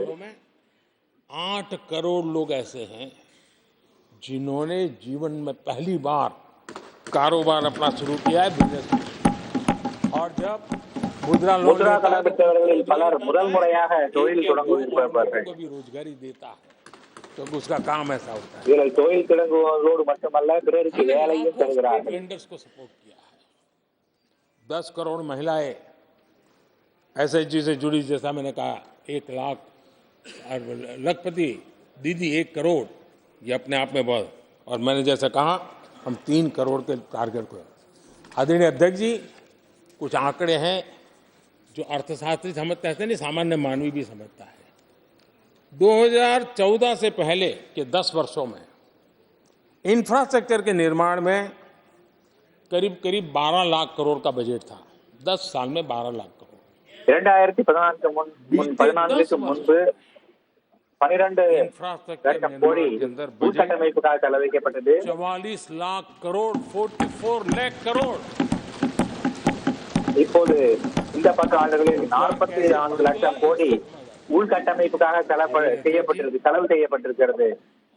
इस राशि से जितनी बड़ा मात्रा में काम हुआ है, उसके कारण इतने लोग இந்த தொகையில் எவ்வளவு பெரிய காரியங்கள் எல்லாம் நடந்திருக்கும் என்பதை நீங்கள் யோசித்து பாருங்கள். हम भारत को मैन्युफैक्चरिंग का, रिसर्च का, इनोवेशन का हब बने, उस दिशा में देश की युवा शक्ति को प्रोत्साहित कर रहे हैं, व्यवस्थाएं विकसित कर रहे हैं, आर्थिक मदद के योजनाएं बना रहे हैं। आदरणीय अध्यक्ष जी, एनर्जी के क्षेत्र में हम हमेशा डिपेंडेंट रहे। एनर्जी के सेक्टर में हमें आत्मनिर्भर होने की दिशा में बहुत कुछ करने की आवश्यकता है। மின்சக்தி துறையில் நாம் எப்போதுமே அடுத்தவர்கள் மீது ग्रीन एनर्जी की சார்ந்திருந்தோம். हाइड्रोजन को लेकर के हम நம்முடைய बहुत बड़ी मात्रा में आगे முயற்சி बढ़ रहे எல்லாம் சுத்தமான மின்சக்தியை, हैं। अभूतपूर्व निवेश மாசுபடுத்தாத மின்சக்தியை உருவாக்குவது. जिसमें भारत को लीड लेनी होगी वो है सेमीकंडक्टर। पिछली सरकारों ने जितने प्रयास किए लेकिन सफलता नहीं मिली। अब हम जिस स्थिति में पहुंचे हैं, இந்த வகையில் நாம் உலகத்தின் தலைவராக இருக்க வேண்டும் என்று நான் விரும்பினேன். கடந்த சர்க்காரும் இந்த துறையிலே आने वाला समय हमारा है। முயற்சிகள் செய்து வந்தது, ஆனால் வெற்றி பெறவில்லை. अभूतपूर्व निवेश में ஆனால் நாங்கள் வெற்றி பெற்றிருக்கிறோம். और भारत दुनिया को एक बहुत बड़ा कंट्रीब्यूशन करेगा। செமிகண்டக்டர் துறையே வருங்காலத்தில் इन உலகத்திற்கு सारे कारणों से आदरणीय अध्यक्ष जी, பாரதம் ஒரு தலைமை வகிக்கும். संभावनाएं बहुत बढ़ने वाली है, और जिसके कारण இந்த செயல்பாடுகளினால் நல்ல வேலைகள் கிடைப்பதற்கான हमने एक अलग स्किल வாய்ப்பு मिनिस्ट्री இருக்கிறது. इसके पीछे हेतु ये है कि देश के नौजवानों को हुनर मिले और ऐसे अवसर मिले, और हम इंडस्ट्री 4.0 उसके लिए मैन पावर को तैयार करते हुए आगे बढ़ने की दिशा में काम कर रहे हैं। आदरणीय अध्यक्ष जी, यहाँ महंगाई को लेकर के काफ़ी कुछ बातें की गई है। मैं जरूर चाहूँगा कि देश के सामने कुछ सच्चाइयाँ आनी चाहिए। இங்கே விலைவாசி உயர்வை பற்றி பலர் பேசினார்கள். நான் जब உண்மை भी கதை என்ன என்பதை நாட்டிற்கு சொல்ல விரும்புகிறேன். कांग्रेस आती है महंगाई लाती है। எப்போதெல்லாம் காங்கிரஸ் ஆட்சி வருகிறதோ அப்போதெல்லாம் விலைவாசி உயர்வு ஏற்படுகிறது. मैं कुछ वक्तव्य इस सदन में आज कहना चाहता हूं और किसी की आलोचना करने के लिए नहीं कह रहा हूं, लेकिन हो सकता है कि हमारी बात जो समझ नहीं पाते हैं वो अपने लोगों की बात को समझने का प्रयास करेंगे। कहा गया था कभी और किसने कहा था वो मैं बाद में कहूंगा, हर चीज की कीमत बढ़ जाने की वजह से मुसीबत फैली है, आम जनता उनमें फंसी है। ये स्टेटमेंट ऑफ फैक्ट किसका है? ये कहा था हमारे पंडित नेहरू जी ने, लाल किले से कहा था उस समय। हर चीज की कीमत எல்லா பொருட்களின் உற்பத்தி செலவு அதிகரித்து விட்டதால் விலைவாசி அதிகரித்து விட்டது என்று முன்னாள் பிரதமர் ஜவஹர்லால் நேரு அவர்கள் சொன்னார்கள். उन्होंने माना था लाल किले से, चारों तरफ महंगाई बढ़ी है। अब इस वक्तव्य के 10 साल के बाद, नेहरू जी के इस वक्तव्य के 10 साल के बाद एक और वक्तव्य का कोट आपके सामने रखता हूं। आप लोग, मैं कोट बता रहा हूं, आप लोग आजकल भी कुछ दिक्कतों में हैं, परेशानियों में हैं, महंगाई की वजह से। कुछ तो लाचारी है, पूरी तौर से काबू की बात नहीं हो पा रही हमारे इस समय में, हालांकि वो काबू में आएगी। 10 साल के बाद भी महंगाई के यही गीत நேரு பேசியதற்கு 10 ஆண்டுகள் பிறகு பேசிய कहा था, फिर से ये नेहरू जी ने कहा था उन्हीं के कार्यकाल में। தலைவர், तब देश का पीएम रहते उन्होंने கஷ்டத்தை அனுபவித்தவர்கள் சில விஷயங்களை கட்டுப்படுத்த முடியவில்லை என்று கூறினார். இதை சொன்னதும் நேரு தான். में नहीं आ रही है, महंगाई के कारण आपको मुसीबत हो रही है, इसी के गीत गाते रहे। ஒவ்வொரு முறையும் விலைவாசி கட்டுக்குள் வரவில்லை, அதனால் நீங்கள் கஷ்டம் அனுபவிக்கிறீர்கள் என்றெல்லாம் சொல்லிக் கொண்டே இருந்தார்கள். जब देश आगे बढ़ता है तो कुछ हद तक कीमतें भी बढ़ती हैं। हमको ये भी देखना है कि जो भी आवश्यक वस्तु हैं उनकी कीमत को कैसे थामे। ये किसने कहा था? इंदिरा गांधी जी ने कहा था। அதற்கு பிறகு மற்றொரு தலைவர் சொன்னார், நாடு முன்னேறி வருகிறது என்றால் அதோடு சில விஷயங்களில் விலையும் அதிகரிக்கிறது, முக்கியமான பொருட்களின் விலை அதிகரித்திருக்கிறதை கட்டுப்படுத்த முடியாது என்று சொன்னார். இதை சொன்னது யார்? இந்திரா காந்தி அவர்கள் 1974. அந்த சமயத்தில் 30% விலைவாசி உயர்வு ஏற்பட்டிருந்தது.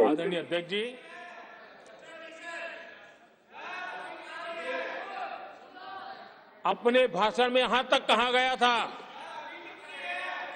क्या कहा था आप चौंक जाएंगे। उन्होंने कहा था अगर जमीन न हो, यानी कुछ पैदावार के लिए जमीन न हो, तो अपने गमले और कनस्तर में सब्जी उगा लें।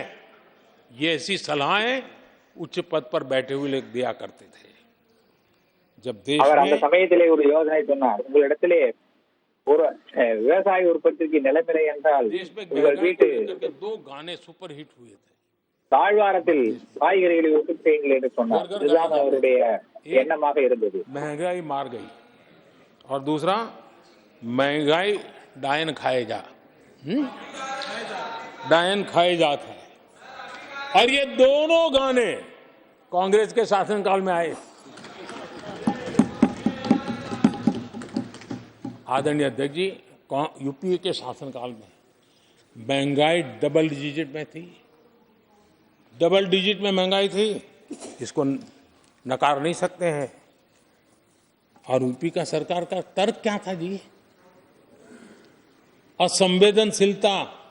ये कहा गया था कि महंगी आइसक्रीम खा सकते हो तो महंगाई का रोना क्यों रो रहे हो, ये कहा गया था।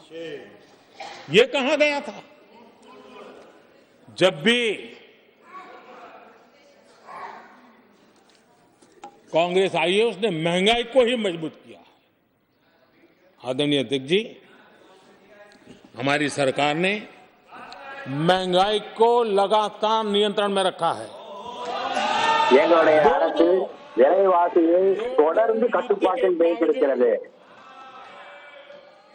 और 100 साल பெரும் में பொருளாதார सबसे बड़े நெருக்கடி संकट के காலத்தில் बावजूद கூட உலகத்தின் महंगाई மிகப்பெரிய नियंत्रण நெருக்கடி में है காலத்தில் கூட और हम कर पाए। விலைவாசியை நாங்கள் கட்டுப்பாட்டிலே வைத்திருக்கிறோம்.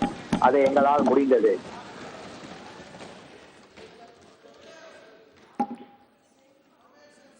आदरणीय अध्यक्ष जी, यहाँ पर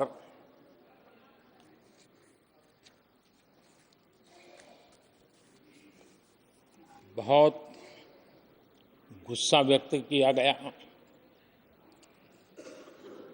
जितना हो இங்கே सका பலர் उतने மிகவும் कठोर கோபமாக शब्दों में गुस्सा பேசினார்கள். व्यक्त किया गया। उनका दर्द मैं समझता हूं அவர்களுடைய வலி என்ன என்பதை என்னால் புரிந்து கொள்ள முடிகிறது. और ये गुस्सा मैं समझता हूं क्योंकि तीर निशाने पर लगा है।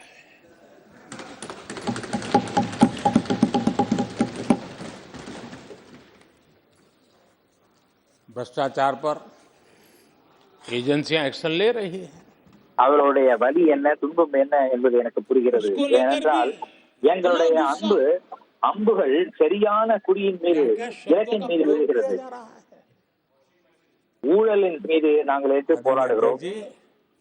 10 साल पहले हमारे सदन में पार्लियामेंट में क्या चर्चा होती थी? सदन का पूरा समय घोटालों की चर्चा पर जाता था।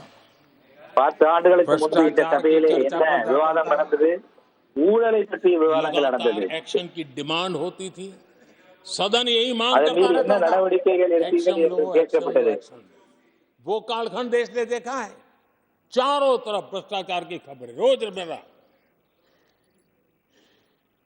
और आज जब भ्रष्टाचारियों पर एक्शन लिया जा रहा है तो लोग उनका समर्थन में हंगामा करते हैं।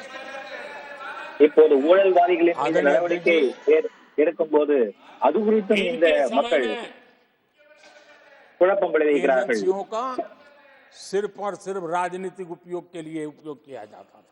இவர்கள் காலத்தில் பல நிறுவனங்களை அரசியலுக்காகவே பயன்படுத்தினார்கள். வேறு எந்த வேலையும் செய்யவில்லை. पीएमएलए एक्ट के तहत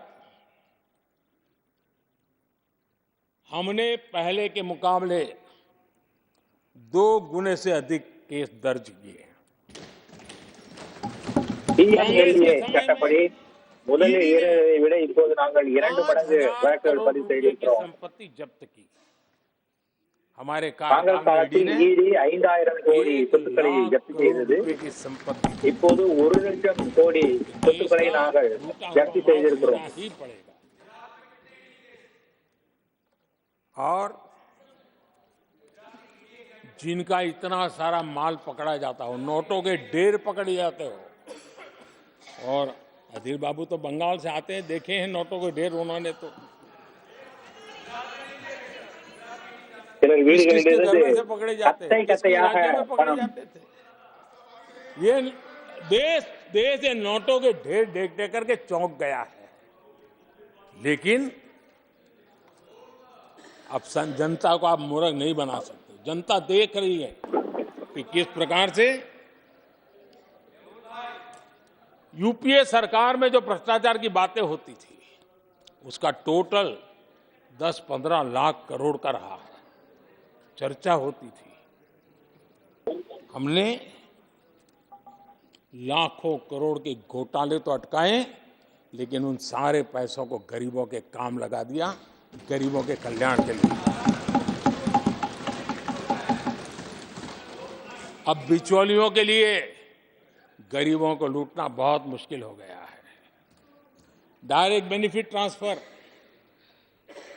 जनधन நாங்கள் अकाउंट ஏழைகளுக்காக எங்கள் பணிகளை செய்து வருகிறோம். उसकी ताकत हमने पहचानी है। மக்களுடைய வங்கி கணக்கில் 30 நேரடியாக लाख करोड़ रुपए से எங்களுடைய ज्यादा रकम நலத்திட்டங்களின் பணம் சென்று சேர்கிறது. सीधी पहुंचाई। और अगर कांग्रेस के एक प्रधानमंत्री ने कहा था कि 1 रुपया भेजते हैं 15 पैसे पहुंचते हैं, अगर उस हिसाब से मैं देखूं तो हम जो 30 लाख भेजे हैं, अगर उनका जमाना होता तो कितना रुपया कहां चला जाता, इसका हिसाब लगाइए। எங்களுடைய ஆட்சி காலத்தில் 30 15% मुश्किल से கோரி लोगों के पास நாங்கள் पहुंचता। மக்களுக்கு தந்திருக்கிறோம். बाकी सब காங்கிரஸ் ஆட்சி காலத்தில் कहाँ चला கணக்குப்படி जाता? எத்தனை அவர்களுக்கு சென்றிருக்கும் என்று யோசித்து பாருங்கள். आदरणीय अध्यक्ष जी, இடையிலேயே பல हमने 10 करोड़ फर्जी नाम हटाए हैं। தொகை பலருக்கு अभी சென்றிருக்கும். लोग पूछते हैं पहले इतना आंकड़ा था, क्यों कम हुआ? आपने ऐसी व्यवस्था बनाई थी कि जिस बेटी का जन्म नहीं हुआ उसको आपके यहां से विधवा पेंशन जाते थे। உங்களுடைய ஆட்சி காலத்தில் எந்த பெண் இதுவரை பிறக்கவில்லையோ அந்த பெண்ணுக்கு விதவைகள் பென்ஷன் இருந்து கொண்டிருந்தது. 10 करोड़ फर्जी नाम बंद किए। ये जो परेशानी है ना इन चीजों की है, क्योंकि रोजमर्रा की काय उनकी बंद हो गई है। आदरणीय अध्यक्ष जी, हमने ये फर्जी नामों को हटाने से करीब करीब 3 लाख करोड़ रुपया फर्जी हाथों में जाने से बचाया, गलत हाथों में जाने से बचाया। देश के टैक्स पेयर का पाई बचाना और सही काम में लगाना, इसके लिए हमने जीवन खपा रखा। நாட்டின் வரி வருவாயை ஒவ்வொரு பைசாவையும் பாதுகாத்து சரியான விதத்தில் பயன்படுத்த வேண்டும் என்பதை நாங்கள் செயல்படுத்தி வருகிறோம். और समाज में भी जो लोग बैठे हैं उनको देखने की जरूरत है। आज देश का दुर्भाग्य है, पहले तो क्लासरूम में भी कोई अगर चोरी करता था, किसी की कॉपी करता था, तो वो भी 10 दिन तक अपना मुंह किसी को दिखाता नहीं था। आज जो भ्रष्टाचार के आरोप जिन पे सिद्ध हो चुके हैं, जो जेलों में समय निकाल करके पैरोल पर आए, आज वॉशिंग मशीन से भी बड़ा कंधे पे लेकर के महिमा मंडन कर रहे हैं ऐसे चोरों का सार्वजनिक जीवन में। முன்பெல்லாம் வகுப்பறையில் காப்பி அடித்தால் கூட மாணவர்கள் 10 நாட்களுக்கு தங்களுடைய முகத்தை வெளியாட்களுக்கு காண்பிக்க மாட்டார்கள். ஆனால் இன்று மிகவும் வெளிப்படையாக मैं ये तो समझता हूं कि आरोप ஊழல் जो है, செய்கிறார்கள், उसके लिए திருடுகிறார்கள். तो आप सोच सकते हैं, लेकिन जो गुना सिद्ध हो चुका है, जो सजा काट चुके हैं, जो सजा काट रहे हैं, ऐसे लोगों का महिमा मंडन करते हो आप? कौन सा कल्चर யாருக்கெல்லாம் தண்டனை விதிக்கப்பட்டு விட்டதோ நீதிமன்றத்தால், யாரெல்லாம் தண்டனை அனுபவித்து விட்டார்களோ அவர்களையெல்லாம் தோளில் தூக்கி கொண்டு நீங்கள் அலைகிறீர்கள். அப்படி என்ன உங்களுக்கு ஒரு கட்டாயம் ஏற்பட்டு விட்டது குற்றவாளிகளை முன்னிறுத்த வேண்டியதற்கு? और ऐसे लोगों का महिमा मंडन किया जा रहा है, उनको महान बताया जा रहा है। जहां संविधान का राज है, जहां लोकतंत्र है, माननीय अध्यक्ष जी, ऐसी बातें लंबी नहीं चल सकती हैं।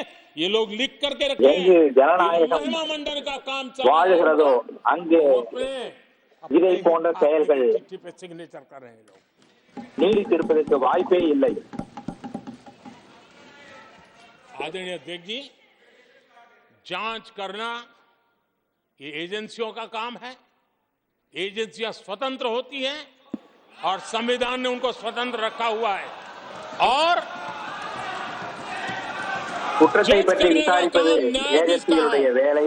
அவர்கள் जज करने அந்த का काम ஏஜென்சிகள் न्यायाधीश का है। அரசியல் சட்டப்படி உருவாக்கப்பட்டிருக்கின்றன. அவர்கள் அவர்களுடைய வேலைகளை செய்கிறார்கள். और अध्यक्ष जी, मैं इस पवित्र सदन में फिर से दोहराना चाहूंगा, जिसको जितना जुल्म मुझ पर करना है कर ले, मेरी भ्रष्टाचार के खिलाफ लड़ाई चलती रहेगी। யார் என்ன வேண்டுமானாலும் சொல்லட்டும், ஊழலுக்கு எதிராக என்னுடைய போராட்டம் தொடர்ந்து கொண்டுதான் இருக்கும். जिन्होंने देश को लूटा है उनको लौटाना पड़ेगा। ये मैं देश को யார் தேசத்தின் சொத்தை அபகரித்தார்களோ அவர்கள் நாட்டிற்கு அதை திரும்பி கொடுக்க வேண்டும்.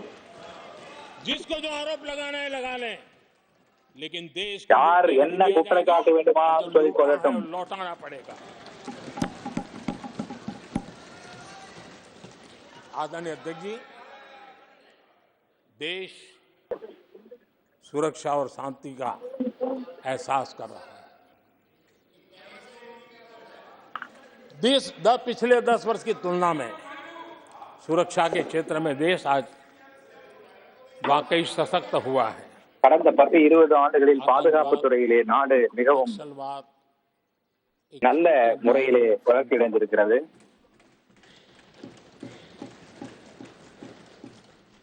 लेकिन भारत की जो टेररिज्म के प्रति जीरो टॉलरेंस नीति है, आज पूरे विश्व को भी भारत की इस नीति की तरफ चलने के लिए मजबूर होना पड़ा।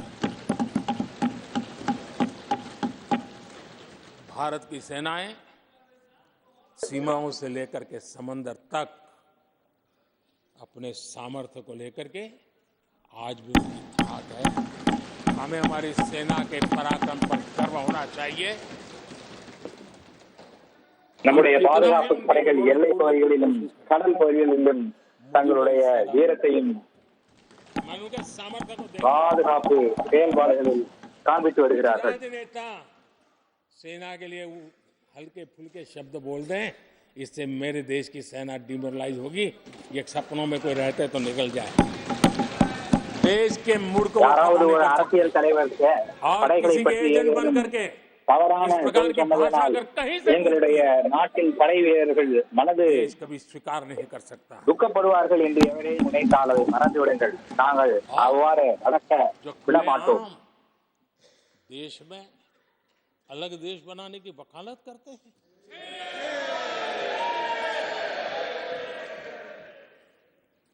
जोड़ने की बातें छोड़ो, तोड़ने की कोशिश करिए। अरे आपके अंदर क्या पड़ा हुआ है? क्या इतने टुकड़े करके अभी भी आपके मन को समाधान नहीं हुआ है? देश के इतने टुकड़े कर चुके हो आप, और टुकड़े करना चाहते हो? कब तक करते रहोगे? आदरणीय நாட்டை अध्यक्ष जी, இவ்வளவு துண்டுகளாக ஆக்கி விட்டீர்கள், இன்னும் நாட்டை துண்டாட நீங்கள் நினைக்கிறீர்களா? अगर कश्मीर की बात होती थी तो हमेशा चिंता का स्वर निकलता था, छिटाकशी होती थी, आरोप प्रत्यारोप होते थे। आज जम्मू कश्मीर में अभूतपूर्व विकास की चर्चा हो रही है और गर्व के साथ हो रही है। இதே அவையிலே காஷ்மீரை பற்றி பேசும் போதெல்லாம் पर्यटन எப்போதும் लगातार बढ़ रहा है। கவலை எதிரொலிக்கப்படும்। ஆனால் இப்போது காஷ்மீரில் पूरा विश्व आज उसकी இப்போது सराहना வளர்ச்சி ஏற்பட்டு வருகிறது। அங்கே அமைதி நிலவுகிறது। G20 மாநாடு அங்கே நடத்தப்படுகிறது। कश्मीर के लोगों ने जिस प्रकार से उसको गले लगाया है, कश्मीरी जनता ने जिस प्रकार से गले लगाया है, और आखिर के ये समस्या किसकी देन थी? किसने देश के माथे पर मारा था? किसने भारत के संविधान के अंदर इस प्रकार की दरार करके रखी हुई थी? आदरणीय अध्यक्ष जी, अगर नेहरू जी का नाम लेते हैं तो उनको बुरा लगता है, लेकिन कश्मीर को जो समस्याएं झेलनी पड़ी उसके मूल में उनकी ये सोच थी और उसी का परिणाम है देश को भुगतना पड़ा। जम्मू कश्मीर के लोगों को, देश के लोगों को नेहरू जी की गलतियों का बहुत बड़ी कीमत चुकानी पड़ी है। காஷ்மீரி மக்களுக்கு, நாட்டு மக்களுக்கு நேருவின் ஒரு தவறான செய்கையினாலே பல துன்பங்கள் அனுபவிக்கப்பட வேண்டியிருக்கிறது। लेकिन हम मुसीबतें झेल करके भी गलतियों सुधारने के लिए हमारी कोशिश जारी रखेंगे। हम रुकने वाले துன்பங்களை नहीं हैं। கஷ்டமான பாதையிலே நடந்து கூட பழைய தவறுகளை திருத்துகின்ற முயற்சியிலே நாங்கள் ஈடுபட்டு வருகிறோம்। हमारे लिए नेशन फर्स्ट है।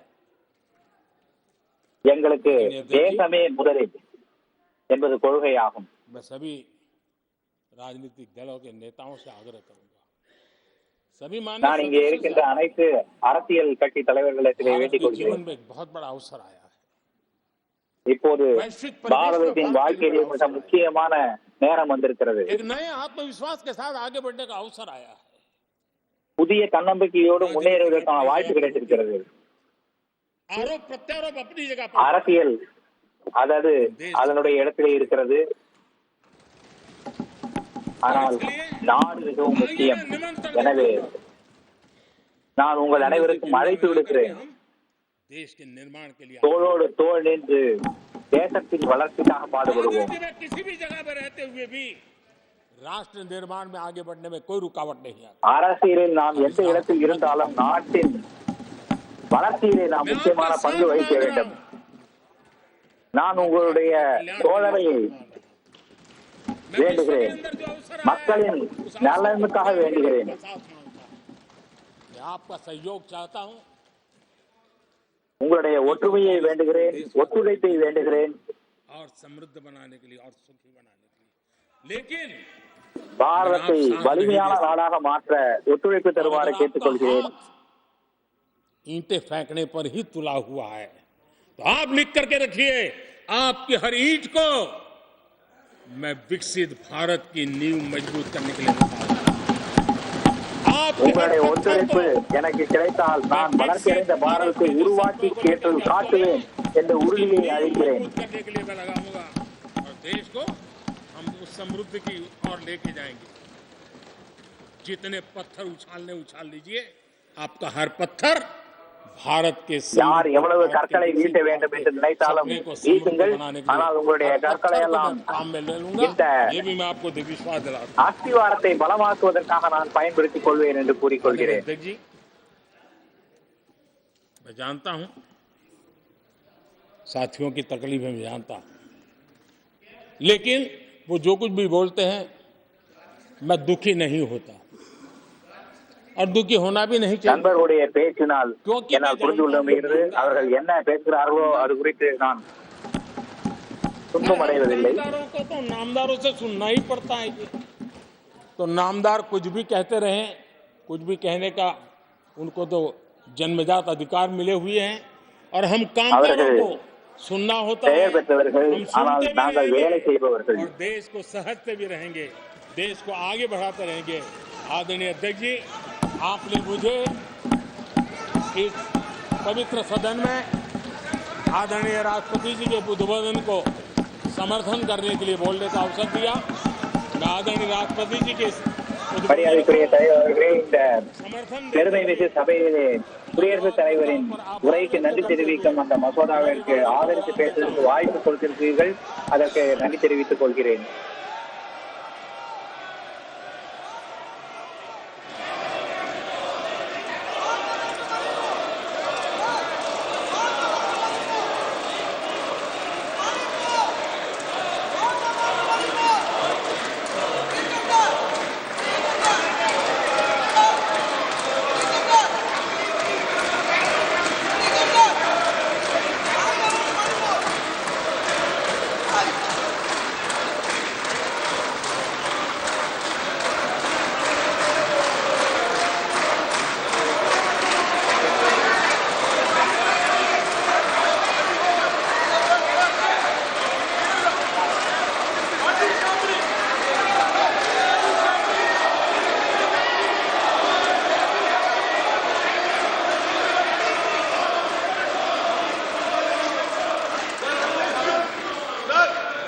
धन्यवाद. प्रस्ताव पर